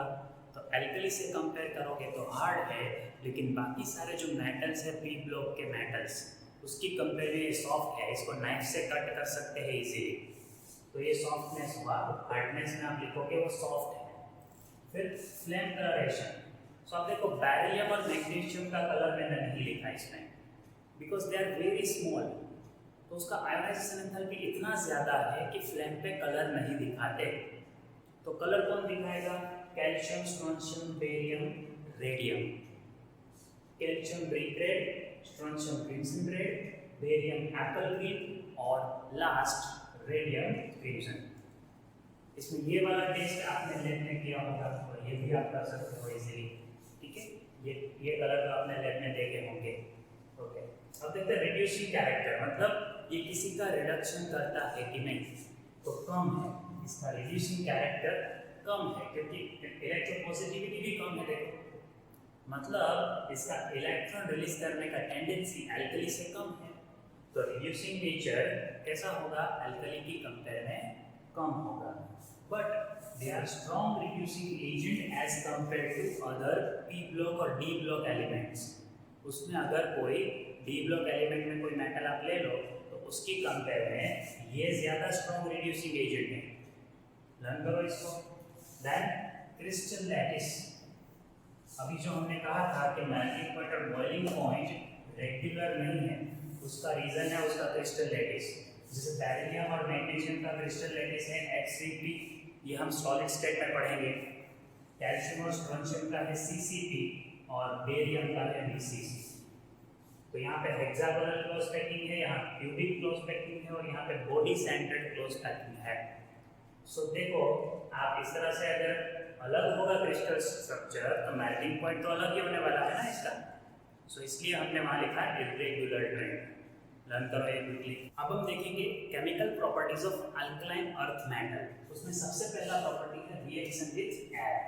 तो एयर में हम लेंगे ऑक्सीजन, तो ऑक्सीजन के साथ अगर मेटल रिएक्ट करेंगे तो प्रोड्यूस करेंगे ऑक्साइड्स। लेकिन कौन से मेटल्स, बेरिलियम, मैग्नीशियम और कैल्शियम, क्योंकि स्ट्रोंशियम और बेरियम अगर ऑक्सीजन के साथ रिएक्ट करते हैं तो वो बनाएंगे पेरोक्साइड। सो याद रखिए beryllium, magnesium, calcium simple oxide बनाएंगे, लेकिन स्ट्रोंशियम और बेरियम बनाएंगे पेरोक्साइड। और अगर हम बेसिक स्ट्रेंथ की बात करें तो बेरिलियम का ऑक्साइड है एम्फोटेरिक, लेकिन अगर ग्रुप में हम नीचे जाएंगे तो बेसिक स्ट्रेंथ इंक्रीज होगा। सो याद रखो आप अगर नीचे जाएंगे तो मेटलिक नेचर इंक्रीज होता है, उसकी वजह से बेसिक स्ट्रेंथ इंक्रीज होता है। और अगर सॉल्युबिलिटी की बात करें तो ये ऑक्साइड्स में बेरिलियम और मैग्नीशियम जो है वो ऑलमोस्ट इनसॉल्युबल है। रीजन है उसका हाई लेटिस एंथैल्पी, जिसकी वजह से बेरिलियम ऑक्साइड और मैग्नीशियम ऑक्साइड पानी में डिसॉल्व नहीं होते हैं, लेकिन नीचे जाएंगे वैसे सॉल्युबिलिटी इंक्रीज होगा। अब आगे बात करते हैं रिएक्शन विद वाटर। तो वाटर के साथ बेरिलियम तो रिएक्ट ही नहीं करता, कोल्ड हो या हॉट हो वो किसी भी वाटर के साथ रिएक्ट करता नहीं है। अगर बात करें मैग्नीशियम की तो वो हॉट वाटर के साथ यानी कि स्टीम के साथ रिएक्ट करता है और हाइड्रोजन गैस भी रिलीज कर सकता है, हाइड्रोक्साइड बनाएगा और हाइड्रोजन गैस रिलीज करेगा। लेकिन दूसरे मेटल की अगर बात करें कैल्शियम, स्ट्रोंशियम, बेरियम, तो वो कोल्ड वाटर के साथ भी रिएक्ट कर लेते हैं और हाइड्रोजन गैस रिलीज करते हैं, हाइड्रोक्साइड बनाते हैं। सो याद रखिए beryllium do not react with water but magnesium react with hot water and other metals react with cold water also. अब अगर इसका बेसिक स्ट्रेंथ हम देखें और सॉल्युबिलिटी देखें तो वो इंक्रीज हो रहा है, it increases down the group. अगर हम ग्रुप में नीचे जाएंगे तो उसका बेसिक स्ट्रेंथ, सॉल्युबिलिटी इंक्रीज होता है। ये आप लर्न करो। अब आगे देखते हैं रिएक्शन विद हाइड्रोजन। तो अगर ये मेटल हाइड्रोजन के साथ रिएक्ट करेंगे तो क्या बनाते हैं, हाइड्राइड। बट बेरिलियम डायरेक्टली नहीं बनाएगा, बेरिलियम डायरेक्टली हाइड्रोजन के साथ रिएक्ट करके हाइड्राइड नहीं बना सकता। बाकी सब बनाएंगे magnesium, calcium, strontium, barium, beryllium नहीं बना सकता। तो वो कैसे बनाएगा, उसका रिएक्शन बेरिलियम क्लोराइड का रिएक्शन लिथियम एल्यूमिनियम हाइड्राइड के साथ अगर करते हैं तो बेरिलियम हाइड्राइड मिलेगा। ये बेरिलियम हाइड्राइड और मैग्नीशियम हाइड्राइड देखो कोवलेंट है और पॉलीमेरिक भी है, मतलब उसके पॉलीमर्स बन सकते हैं। बाकी सारे जो है वो आयोनिक कंपाउंड है और मोनोमेरिक है, उसके डाइमर या पॉलीमर नहीं बनते हैं, ये याद रखो। अगर स्टेबिलिटी की बात करें तो वो डिक्रीज होता है ग्रुप में नीचे जाने से। अगर हम ग्रुप में टॉप टू बॉटम जाते हैं तो हाइड्राइड का स्टेबिलिटी डिक्रीज होता है, मतलब बेरियम हाइड्राइड सबसे कम स्टेबल होगा और बेरिलियम हाइड्राइड जो कि कोवलेंट है इसलिए सबसे ज़्यादा स्टेबल होगा। अब बात करें अगर हैलोजन के साथ रिएक्टिविटी तो सारे मेटल्स हेलोजन के साथ रिएक्ट करेंगे। Yes, beryllium also will react with halogen and gives halide. ये हैलाइड का सॉल्युबिलिटी अगर देखो तो ग्रुप में नीचे जाने से डिक्रीज हो रहा है। रीजन क्या है उसका? Hydration enthalpy. बेरिलियम का हाइड्रेशन एंथैल्पी बहुत ज़्यादा है तो वो इजीली डिसॉल्व होगा बेरिलियम का हैलाइड, लेकिन स्ट्रोंशियम हैलाइड इजीली डिसॉल्व नहीं होगा। अगर बात करें आयनिक कैरेक्टर की या मेल्टिंग पॉइंट की या कंडक्टिविटी की तो वो इंक्रीज होता है। रीजन है आयनिक नेचर। नीचे जाने से आयनिक नेचर इंक्रीज होता है, उसकी वजह से कंडक्टिविटी इंक्रीज होता है, आयनिक कैरेक्टर इंक्रीज होता है। और अगर आयनिक कैरेक्टर इंक्रीज हुआ तो बॉन्ड स्ट्रॉन्ग बनेगा तो मेल्टिंग पॉइंट भी इंक्रीज हो रहा है अगर ग्रुप में नीचे जाते हैं तो। बात करते हैं हाइग्रोस्कोपिक नेचर की, तो ये मेटल के अल्कलाइन अर्थ मेटल के जो हैलाइड्स है वो हाइग्रोस्कोपिक है, मतलब वो वाटर एब्जॉर्ब करते हैं। देखो डिफरेंस याद रखो, अल्कली मेटल के सॉल्ट हाइग्रोस्कोपिक नहीं है, लेकिन अल्कलाइन अर्थ मेटल के सॉल्ट्स हैलाइड्स हाइग्रोस्कोपिक है। जैसे देखो मैग्नीशियम क्लोराइड और कैल्शियम क्लोराइड 6 वाटर मॉलिक्यूल के साथ रिएक्ट होते हैं और बेरिलियम क्लोराइड 2 वाटर मॉलिक्यूल के साथ रिएक्ट होता है और क्रिस्टल बनाएगा। लेकिन ये हमने क्लोराइड के लिए अप्लाई किया है, ये फ्लोराइड में अप्लाई नहीं होगा। अगर आप यहाँ मैग्नीशियम क्लोराइड कैल्शियम क्लोराइड रखते हो तो उसको ये जो हाइग्रोस्कोपिक का ट्रेंड है वो अप्लाई नहीं होगा। और अब देखते हैं डायमर बनाता है बेरिलियम क्लोराइड। ये जितने भी यहाँ क्लोराइड बनते हैं उसमें सिर्फ बेरिलियम है वो डायमर बना सकता है। और डायमर का स्ट्रक्चर भी मैंने यहाँ पे ड्रॉ किया है, जहाँ ये जो बॉन्ड बनता है इसको हम ब्रिज बॉन्ड बोलते हैं या इसको बनाना बॉन्ड भी बोल सकते हैं। सो अगर ऐसा एमसीक्यू पूछ लिया विच of the following molecule forms banana bond, तो जो डायमर बनाता है उसी में बनेगा बनाना बॉन्ड या ब्रिज बॉन्ड। सो ये याद रखो। अब नेक्स्ट केमिकल रिएक्शन देखते हैं नाइट्रोजन के साथ। तो सारे मेटल्स जितने भी हैं बेरिलियम मैग्नीशियम कैल्शियम स्ट्रोंशियम सब नाइट्रोजन के साथ रिएक्ट करके नाइट्राइट देते हैं और वो नाइट्राइट वाटर के साथ रिएक्ट होंगे तो रिस्पेक्टिव हाइड्रोक्साइड देंगे और अमोनिया रिलीज करेंगे। सो ये याद रखो, जितने भी मेटल है अल्कलाइन अर्थ मेटल सब नाइट्राइट देंगे, जिसमें सिर्फ बेरिलियम नाइट्राइट वोलेटाइल है, बाकी सारे जो है कैसे हैं नॉन वोलेटाइल और आयोनिक है। बेरिलियम नाइट्राइट कैसा है? वोलेटाइल और कोवलेंट। याद रखो ये। अब देखते हैं रिएक्शन विद एसिड। तो इसमें बेरिलियम एसिड के साथ रिएक्ट नहीं करेगा, बाकी जितने भी मेटल्स है अल्कलाइन अर्थ मेटल्स वो एसिड के साथ रिएक्ट करेंगे। अगर H2SO4 है तो रिस्पेक्टिव सल्फेट मिलेगा, जैसे कैल्शियम है तो कैल्शियम सल्फेट, मैग्नीशियम है तो मैग्नीशियम सल्फेट और हाइड्रोजन गैस रिलीज होगा। अगर बात करें नाइट्रिक एसिड के साथ रिएक्टिविटी, तो नाइट्रिक एसिड के साथ सिर्फ मैग्नीशियम रिएक्ट करके वो भी डाइल्यूट नाइट्रिक एसिड के साथ रिएक्ट करके हाइड्रोजन रिलीज करता है। दूसरे alkaline earth metal nitric acid के साथ रिएक्ट नहीं करते, रिएक्ट करते भी हैं तो हाइड्रोजन गैस रिलीज नहीं होता। सो अगर हम रिएक्टिविटी की बात करें तो मैग्नीशियम सबसे ज़्यादा रिएक्टिव हुआ नाइट्रिक एसिड में, बट H2SO4 की बात करेंगे तो उसमें आप देखो तो reactivity increases down the group. आप मैग्नीशियम से बेरियम तक जाते हो तो इंक्रीज हो रहा है रिएक्टिविटी। सो बेरियम सबसे ज़्यादा रिएक्टिव है, मैग्नीशियम कम रिएक्टिव है H2SO4 के साथ। अब बात करें अगर रिएक्टिविटी विद कार्बन, तो बेरिलियम नहीं रिएक्ट करता, बाकी सारे अल्कलाइन अर्थ मेटल्स रिएक्ट करते हैं। तो अगर कैल्शियम है तो कैल्शियम कार्बाइड बनेगा, मैग्नीशियम है तो मैग्नीशियम कार्बाइड बनेगा, ऐसे याद रखो। और ये कार्बाइड अगर वाटर के साथ रिएक्ट करता है तो बनेगा कैल्शियम हाइड्रोक्साइड। अगर यहाँ मैंने कैल्शियम लिखा तो बनेगा कैल्शियम हाइड्रोक्साइड और इथिलीन प्रोड्यूस होता है। सो इथिलीन का प्रिपरेशन ऐसे कर सकते हो। अब देखते हैं रिड्यूसिंग कैरेक्टर। तो रिड्यूसिंग कैरेक्टर हम लिखेंगे going down the group decreases. Beryllium से बेरियम तक अगर हम जाते हैं तो रिड्यूसिंग कैरेक्टर इंक्रीज होता है। रीजन क्या है? Why reducing character increases? Because ionisation enthalpy decreases. Ionisation enthalpy कम होते जाएगा तो इलेक्ट्रॉन इजीली रिलीज होगा, तो वो स्ट्रॉन्ग रिड्यूसिंग एजेंट होगा। ये किसी का भी रिडक्शन करेगा, ये सबका रिडक्शन नहीं कर सकता क्योंकि बहुत छोटा है, इजीली इलेक्ट्रॉन नहीं देगा।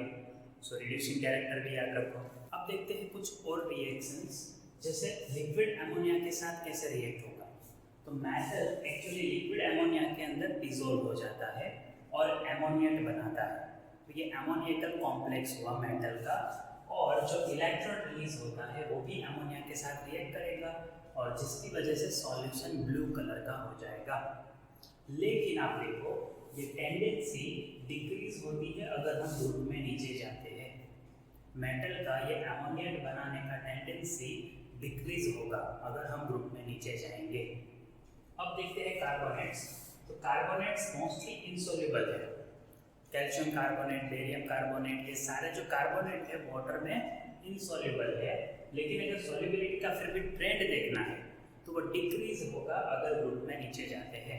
मतलब ऐसा समझ सकते हो कि बेरिलियम कार्बोनेट पार्शियली सॉल्युबल होगा, बट नीचे जाए पे क्या होगा, नीचे जाने पे डिक्रीज होगा सॉल्युबिलिटी। मतलब बेरियम कार्बोनेट तो डिसॉल्व ही नहीं होगा, कंप्लीटली इनसॉल्युबल, ऐसा आप लिख सकते हो। थर्मल स्टेबिलिटी की बात करें तो वो इंक्रीज होता है। तो बेरिलियम कार्बोनेट सबसे अनस्टेबल है।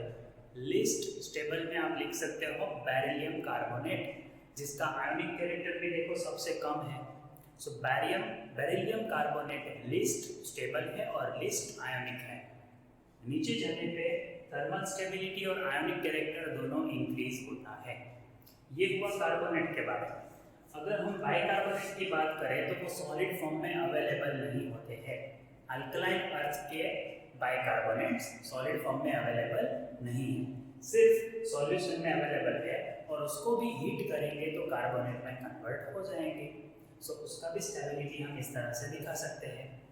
अब बात करें कॉम्प्लेक्स फॉर्मेशन की, तो ये कंपाउंड्स कॉम्प्लेक्स बनाते हैं जिसमें बेरिलियम जो बहुत छोटा है, कैल्शियम मैग्नीशियम वो भी छोटे हैं, वो बनाएंगे।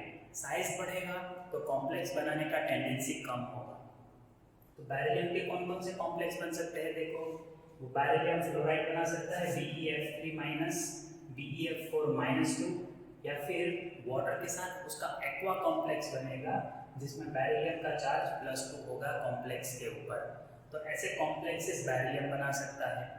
कैल्शियम और मैग्नीशियम EDTA जैसे लिगेंड्स के साथ कॉम्प्लेक्स बना सकता है। अब एक और देखते हैं हम sulphate compound. Beryllium, magnesium, calcium ये सब जब H2SO4 के साथ रिएक्ट करते हैं तो सल्फेट बनता है। वो सल्फेट अगर हम उसको हीट देते हैं तो कन्वर्ट हो जाएगा सिंपल ऑक्साइड में, सल्फर डाइऑक्साइड और ऑक्सीजन गैस रिलीज करेगा। मतलब वो थर्मली स्टेबल नहीं है, और अगर उसका ट्रेंड देखना है तो डिक्रीजिंग इंक्रीजिंग है डाउन द ग्रुप। बेरिलियम सबसे कम, बेरिलियम का थर्मल स्टेबिलिटी सबसे कम, और अगर नीचे जाएंगे तो वो इंक्रीज होगा, लेकिन सॉल्युबिलिटी देखो, सॉल्युबिलिटी डिक्रीजिंग है। इसका रीजन क्या बोल सकते हो आप, बेरिलियम सबसे छोटा है, हाइड्रोजन एंथैल्पी ज़्यादा है तो सबसे ज़्यादा सॉल्युबल होगा। नीचे जाने पे हाइड्रोजन एंथैल्पी डिक्रीज होता है और लैटिस एंथैल्पी इंक्रीज होता है, तो इसीलिए आप बोल सकते हो सॉल्युबिलिटी डिक्रीज होगा। और क्योंकि लैटिस एंथैल्पी इंक्रीज हुआ तो स्टेबिलिटी इंक्रीज हुआ, सॉल्युबिलिटी डिक्रीज होता है और स्टेबिलिटी, थर्मल स्टेबिलिटी इंक्रीज होगा। याद रखो ये। अब आप बोलते हो सर थ्योरी पढ़ाते रहते हो MCQ की प्रिपरेशन नहीं कराते। मैंने आपको फिजिकल केमिस्ट्री में MCQ का प्रिपरेशन कराया क्योंकि वहाँ न्यूमेरिकल बेस्ड क्वेश्चन होते हैं, यहाँ पे थियोरेटिकल क्वेश्चन होते हैं। मतलब आपको थ्योरी ही याद नहीं है तो आप MCQ का प्रैक्टिस करके क्या करोगे। मैंने आपको प्रैक्टिस के लिए वर्कशीट दिया है, डिस्क्रिप्शन में वर्कशीट है, वो डाउनलोड करो। थ्योरी में आपको इसलिए कराता हूँ कि आपको कोई कंफ्यूजन ना रहे। इनऑर्गेनिक में MCQs खुद सॉल्व करो। फिर भी देखो मैंने 2-3 MCQs यहाँ रखे हैं। जैसे पहला MCQ है, metals form basic hydroxide, which of the following metal hydroxide is less basic. अब यहाँ पे कौन सा लॉजिक लोगे आप बोलो। मेटलिक कैरेक्टर नीचे जाएंगे ग्रुप में तो इंक्रीज होगा, तो बेसिक नेचर इंक्रीज होगा, तो सबसे ऊपर जो होगा ग्रुप में वो लिस्ट बेसिक होगा। इतना ही याद रखना है। तो इसमें ग्रुप में सबसे ऊपर कौन है, अभी मैग्नीशियम है, फिर कैल्शियम आता है, फिर बेरियम, फिर स्ट्रोंशियम और फिर बेरियम। तो अगर ऑर्डर भी लिखना है तो आप ऐसा लिख सकते हो, ये सबसे कम बेसिक हमारा आंसर है, फिर कैल्शियम उससे ज़्यादा बेसिक, फिर स्ट्रोंशियम, फिर बेरियम। तो ऑर्डर भी हो गया देखो ऐसे, ठीक है। तो आप ऑर्डर में भी अरेंज कर सकते हो। सो यहाँ पे आपको 1-2 कॉमन चीज़ें याद होगी तो इजीली आप ऑप्शन टिक कर सकते हो।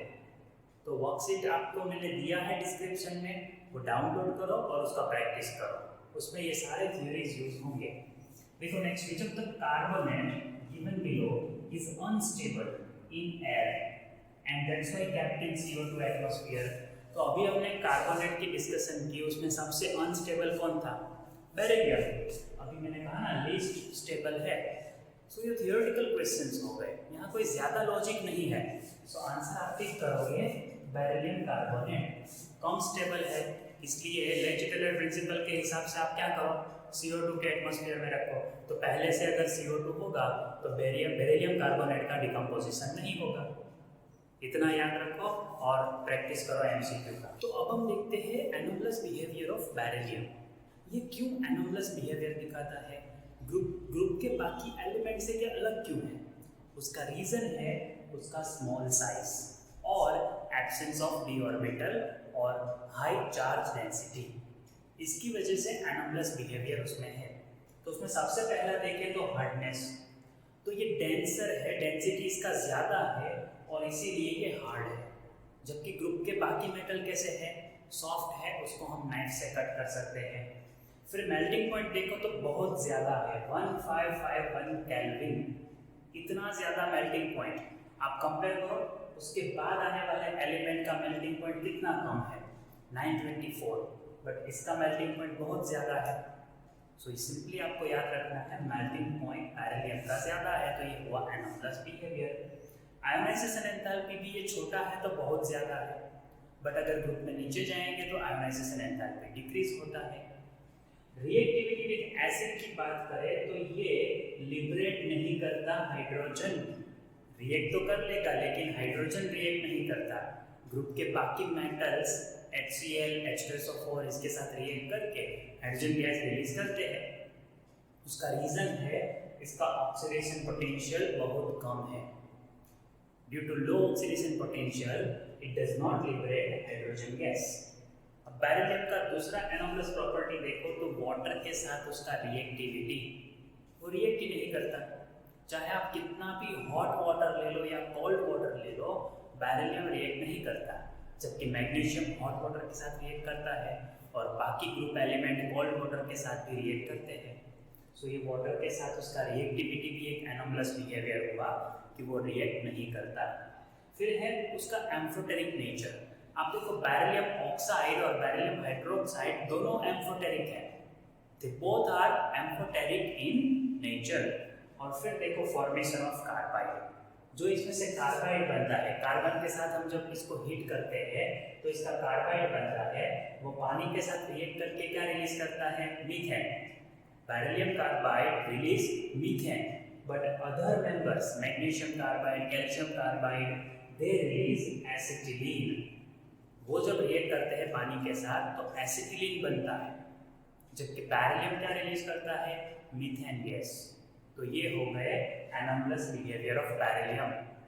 आपको अगर जो मैंने रिएक्शंस करवाए वो सारे याद नहीं रहते हैं तो ये याद रख लो एटलीस्ट कि सबसे ज़्यादा MCQs एनोमलस बिहेवियर रिलेटेड होते हैं। अब दूसरा देखते हैं डायगोनल रिलेशनशिप। जैसे एनोमलस में से MCQ बन सकता है, उसी तरह डायगोनल रिलेशनशिप में से भी MCQs बन सकते हैं। उसमें सबसे पहला देख लो एक्शन विद आयरन, मतलब ऑक्सीजन के साथ रिएक्शन। तो ये बेरिलियम और एल्यूमिनियम दोनों ऑक्सीजन के साथ स्टेबल है ना, वो स्टेबल ऑक्साइड बनाते हैं। इसका रीजन है उसका इक्वल एटॉमिक साइज, उसका जो एटॉमिक साइज है ऑलमोस्ट सेम है, इसीलिए ये डायगोनल रिलेशनशिप उसमें है। डायगोनल रिलेशनशिप में क्या है वो तो मैंने आपको समझाया है। सेकेंड रो का एलिमेंट थर्ड रो के नेक्स्ट ग्रुप के एलिमेंट के साथ डायगोनली रिलेटेड होता है। क्यों? क्योंकि एटॉमिक रेडियस ऑलमोस्ट सेम होता है, तो उसकी वजह से ये सिमिलरिटी है। फिर देखो एक्शन विद वाटर, जो जैसे बेरिलियम रिएक्ट नहीं करता, एल्यूमिनियम भी वाटर के साथ रिएक्ट नहीं करता। So both are not reacting with water. Electropositive character की बात करो तो ये ग्रुप में सबसे ऊपर है, सबसे छोटे हैं बेरिलियम, एल्यूमिनियम, तो वो इलेक्ट्रोपॉजिटिविटी उसका कम है। अगर नीचे जाएंगे तो इलेक्ट्रोपॉजिटिविटी इंक्रीज होता है, बट इसका इलेक्ट्रोपॉजिटिविटी दोनों का कम है, रीजन है स्मॉल साइज। बाद में देखो कॉम्प्लेक्स फॉर्मेशन। तो बेरिलियम जैसे कॉम्प्लेक्स बनाता है वैसे एल्यूमिनियम भी कॉम्प्लेक्स बनाता है। सो दोनों में सिमिलर प्रॉपर्टी है, दोनों कॉम्प्लेक्स बनाते हैं। अब देखते हैं रिएक्शन विद एल्कली, कि वो एल्कली मेटल के साथ कैसे रिएक्ट करेंगे। जैसे NaOH एक एल्कली है, वाटर सॉल्युबल बेस, उसके साथ जब बेरिलियम रिएक्ट करता है तो सोडियम बेरिलेट बनाया। उसी तरह एल्यूमिनियम भी एल्कली के साथ रिएक्ट करके सोडियम मेटा एल्यूमिनेट बनाता है। सो दोनों में ये टेंडेंसी है कि वो बेरिलेट बनाता है, उस तरह एल्यूमिनियम एल्यूमिनेट बनाता है। सो सिमिलर प्रॉपर्टी हुआ, एल्कली के साथ सिमिलरली रिएक्ट करते हैं। फिर पैसिव नेचर की बात करें तो अगर कंसंट्रेटेड नाइट्रिक एसिड के साथ इसका रिएक्शन करते हैं तो दोनों पैसिव हैं। बेरिलियम भी नहीं रिएक्ट करता कंसंट्रेटेड नाइट्रिक एसिड के साथ और एल्यूमिनियम भी नहीं करता। उसका रीज़न उसके ऊपर ऑक्साइड का स्टेबल लेयर बन जाता है। जैसे ही हम बेरिलियम को और एल्यूमिनियम को अगर नाइट्रिक एसिड में ऐड करते हैं तो ऑक्साइड का लेयर बन जाता है, इसलिए रिएक्शन नहीं होगा और हाइड्रोजन गैस रिलीज नहीं होगा। बाद में देखो एम्फोटेरिक नेचर, तो हमने बेरिलियम में तो कहा था वो एम्फोटेरिक है, उसका ऑक्साइड, तो इसी तरह एल्यूमिनियम का ऑक्साइड भी एम्फोटेरिक है। So oxides of both are amphoteric in nature. So learn करो डायगोनल रिलेशनशिप और एनोमलस बिहेवियर। अब हम देखते हैं कैल्शियम के कुछ बहुत ही इंपॉर्टेंट कंपाउंड्स, जिसमें सबसे पहला है कैल्शियम ऑक्साइड, जिसको क्विकलाइम भी बोलते हैं और लाइम भी बोलते हैं। अब इसका प्रिपरेशन कैसे करेंगे? कैल्शियम कार्बोनेट का अगर हम डिकम्पोजिशन करते हैं तो कैल्शियम ऑक्साइड प्रोड्यूस होगा। कार्बन डाइऑक्साइड गैस है, सो वो तो इजीली सेपरेट हो जाएगा। तो इस तरह से हम क्विकलाइम बना सकते हैं सिर्फ कैल्शियम कार्बोनेट का डिकम्पोजिशन करके। अब इसके कुछ प्रॉपर्टीज देखो तो सबसे पहला तो बेसिक ऑक्साइड है, क्योंकि ये वाटर के साथ रिएक्ट करेगा तो बेस बनाता है। तो ये रिएक्शन भी देख लो, कैल्शियम ऑक्साइड जिसको बर्न्ट लाइम भी बोलते हैं, मतलब इसमें वाटर मॉलिक्यूल अभी नहीं है, तो अगर हम वाटर मॉलिक्यूल ऐड करेंगे तो कैल्शियम हाइड्रोक्साइड बनेगा, वो स्लैकिंग की प्रोसेस से बनता है। अब क्योंकि यहाँ स्लैकिंग की प्रोसेस होगी इसलिए इसको कहते हैं स्लैक लाइम, और ये प्रोसेस में हिसिंग साउंड भी आपको सुनाई देगा। अगर आप ध्यान से कैल्शियम ऑक्साइड के जो लम्स होते हैं उसमें वाटर ऐड करते हो तो आपको हिसिंग साउंड सुनाई देगा और कैल्शियम ऑक्साइड का स्लैकिंग होगा, इसलिए इसको कहते हैं स्लैक लाइम, जो हीट रिलीज करता है, मतलब एक्सोथर्मिक है। तो कैल्शियम ऑक्साइड को हाथ में नहीं रखना है, वो हमारे हाथ का मॉइस्चर एब्सॉर्ब करता है और हीट रिलीज करता है, तो स्किन जल सकती है। बाद में है कैल्शियम ऑक्साइड अमोनियम क्लोराइड के साथ रिएक्ट करता है तो कैल्शियम क्लोराइड बनेगा। कैल्शियम क्लोरीन के साथ रिएक्ट कर लेगा और अमोनिया रिलीज होगा, बचेगा जो हाइड्रोजन वो ऑक्सीजन के साथ बनाएगा H2O। सो ये हुआ कैल्शियम ऑक्साइड का अमोनियम क्लोराइड के साथ रिएक्शन। अब देखो कार्बन के साथ कैसे रिएक्ट करेगा। It react with carbon to give calcium carbide, और ये कार्बाइड हमने देखा था एसिटिलीन प्रोड्यूस करने में यूज कर सकते हैं। सो याद रखिए calcium oxide can react with water, can react with ammonium chloride, can react with carbon. 3 reactions है, ये लर्न करो।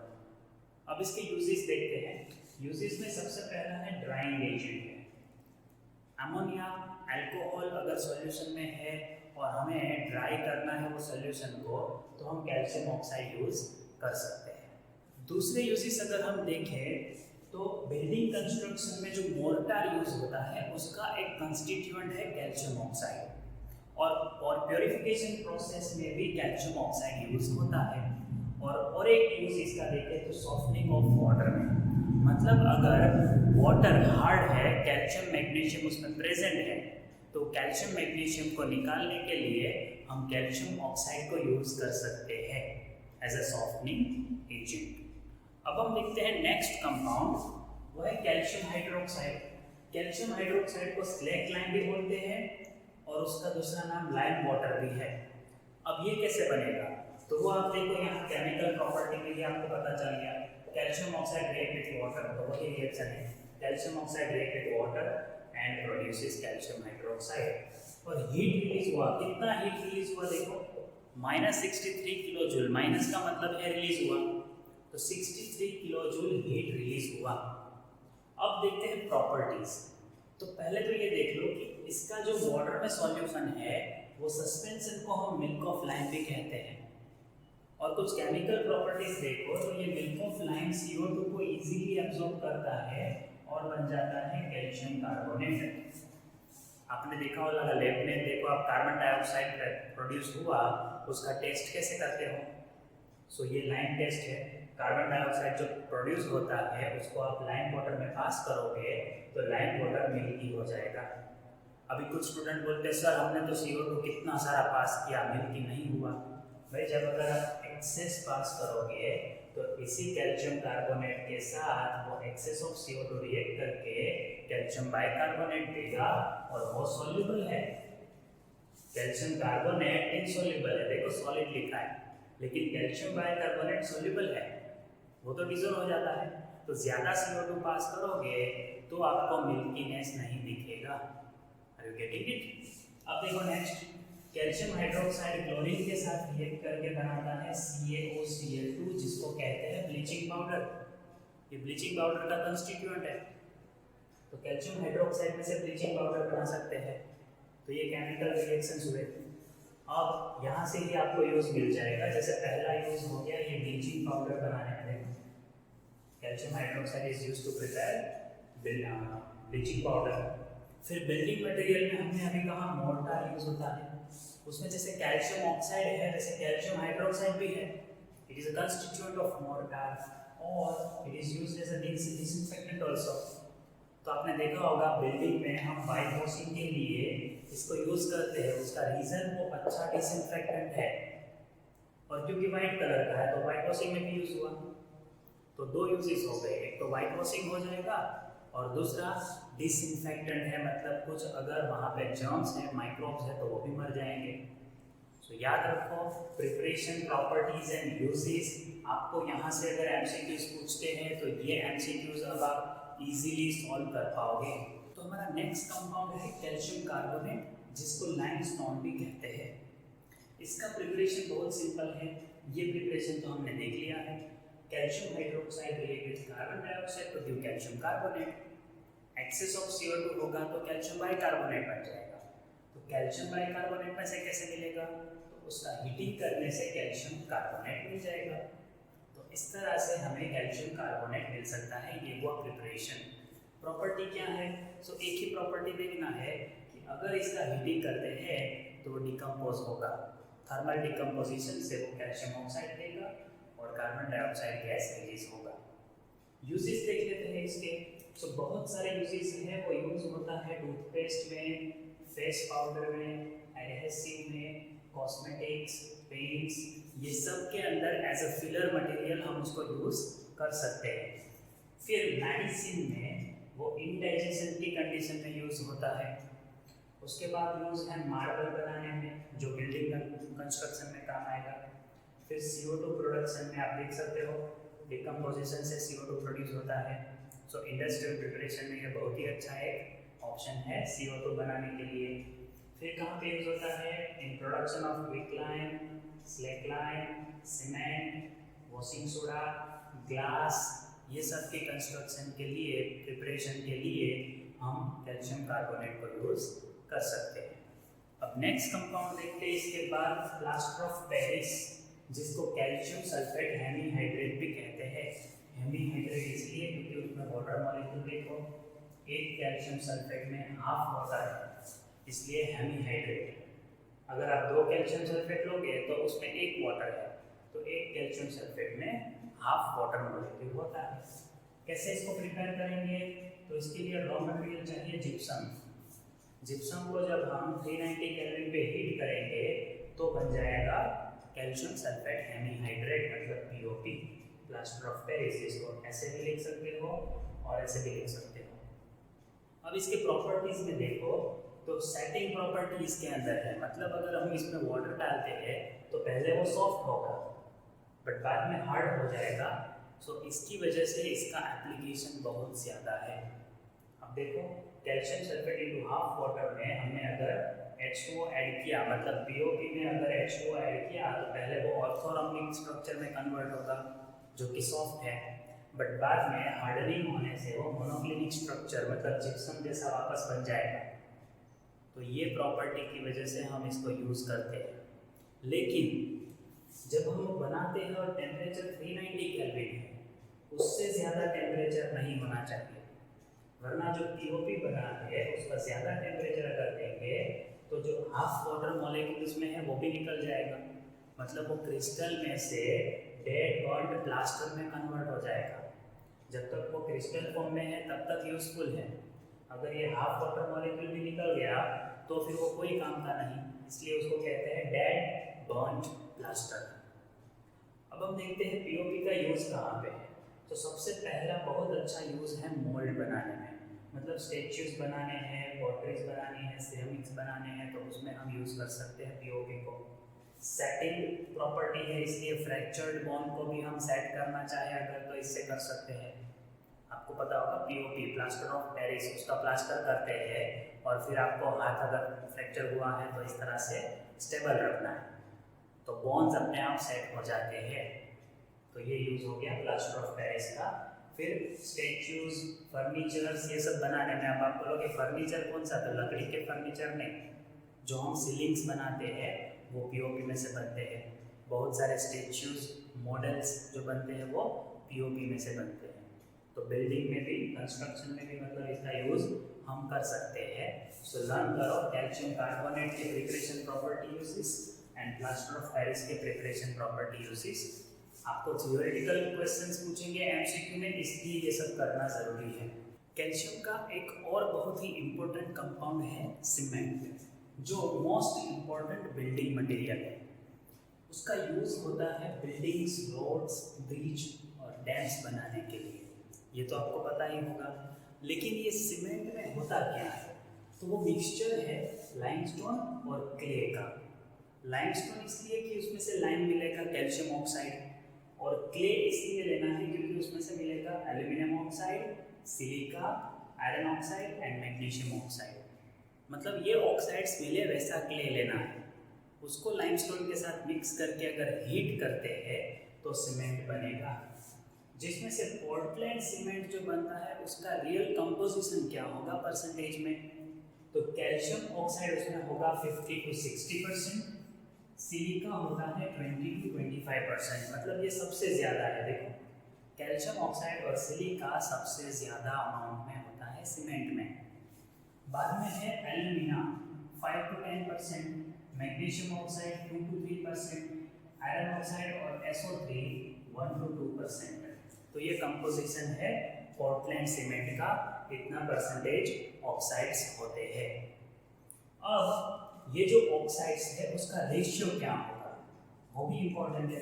तो जनरली आप देखो सिलिका और एल्यूमिना, इसका अगर आप रेशियो लेते हो तो वो 2.5 to 4 के बीच में होगा। और उसी तरह कैल्शियम ऑक्साइड का रेशियो बाकी सारे ऑक्साइड के साथ लो, silica, aluminium oxide and iron oxide, तो वो रेशियो 1.9 to 2.1 है। तो ये रेशियो में अगर आप ऑक्साइड्स को मिक्स करते हो तो वो सबसे अच्छा सीमेंट बनता है। अगर ये सीमेंट में आयरन नहीं है, मतलब आप आयरन ऑक्साइड निकाल देते हो, तो उसको कहते हैं वाइट सीमेंट। अब बिल्डिंग कंस्ट्रक्शन में सीमेंट के साथ आपको पता है मोर्टार भी यूज होता है। अब ये मोर्टार क्या होता है, तो वो लाइम मतलब कैल्शियम ऑक्साइड और सैंड मतलब सिलिका, इसका 1:3 पोर्शन में जो हम रेशियो में मिक्सचर करते हैं, जिसमें इनफ वाटर ऐड करके पेस्ट बनाते हैं, वो थिक पेस्ट को कहते हैं मोर्टार, जिसमें लाइम और सैंड सिर्फ हमने मिक्स किया है। सो ये सीमेंट की कुछ बेसिक इंफॉर्मेशंस थी, यहाँ पे आपको सिर्फ जो कंपोजिशंस है वो खास याद रखना है। इसके बाद है setting property. Cement building material में यूज़ होता है, उसका सबसे बड़ा रीज़न है उसका सेटिंग प्रॉपर्टी। जब हम उसमें पानी डालते हैं तो पहले वो सॉफ्ट हो जाता है, सॉफ्ट पेस्ट बनता है, बट धीरे धीरे जब वो ड्राई होता है तब हार्ड मास बनता है, और वो हार्ड मास इजीली टूटता नहीं है, इसीलिए वो बिल्डिंग कंस्ट्रक्शन में हम यूज़ करते हैं। लेकिन एक बात याद रखो, जब ये प्रोसेस होता है तो ये सेटिंग प्रोसेस एक्सोथर्मिक है, इसलिए हीट रिलीज होता है, तो उसकी वजह से बिल्डिंग में क्रैक हो सकते हैं। वो ना हो इसलिए आपको पता है हम थोड़े थोड़े टाइम पे पानी स्प्रिंकल करते हैं।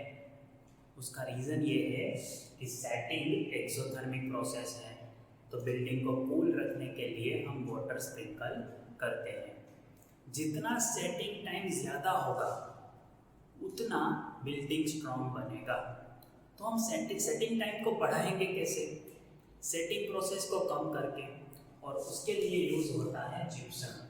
सो यहाँ से एमसीक्यू बन सकता है, which of the following material is used to slow down the setting process और to increase the setting time. Setting process slow करना मतलब टाइम इंक्रीज करना, मतलब एक दिन में आपको लगता है कि सेटिंग हो जाएगा, उसकी जगह आपने 1 वीक कर दिया सेटिंग टाइम जिप्सम ऐड करके। तो सीमेंट के साथ जिप्सम मिक्स कर सकते हैं, जिससे ये प्रोसेस जो है सेटिंग का वो स्लो होगा, बिल्डिंग बनने में देर लगेगी। जैसे 10-10 फ्लोर की अगर बिल्डिंग है, उसको बनने में 1 साल लगता है, तो हो सकता है आप जिप्सम ऐड करके अगर प्रोसेस करो तो 1 ईयर एंड 6 मंथ भी लग जाए। मतलब 6 महीने एक्स्ट्रा यूज़ क्यों हुए? यहाँ पे 1 फ्लोर बनाया, सेटिंग के लिए आपने उसको 1 वीक 2 वीक का टाइम दिया, तो इससे बिल्डिंग स्ट्रॉन्ग बनेगा।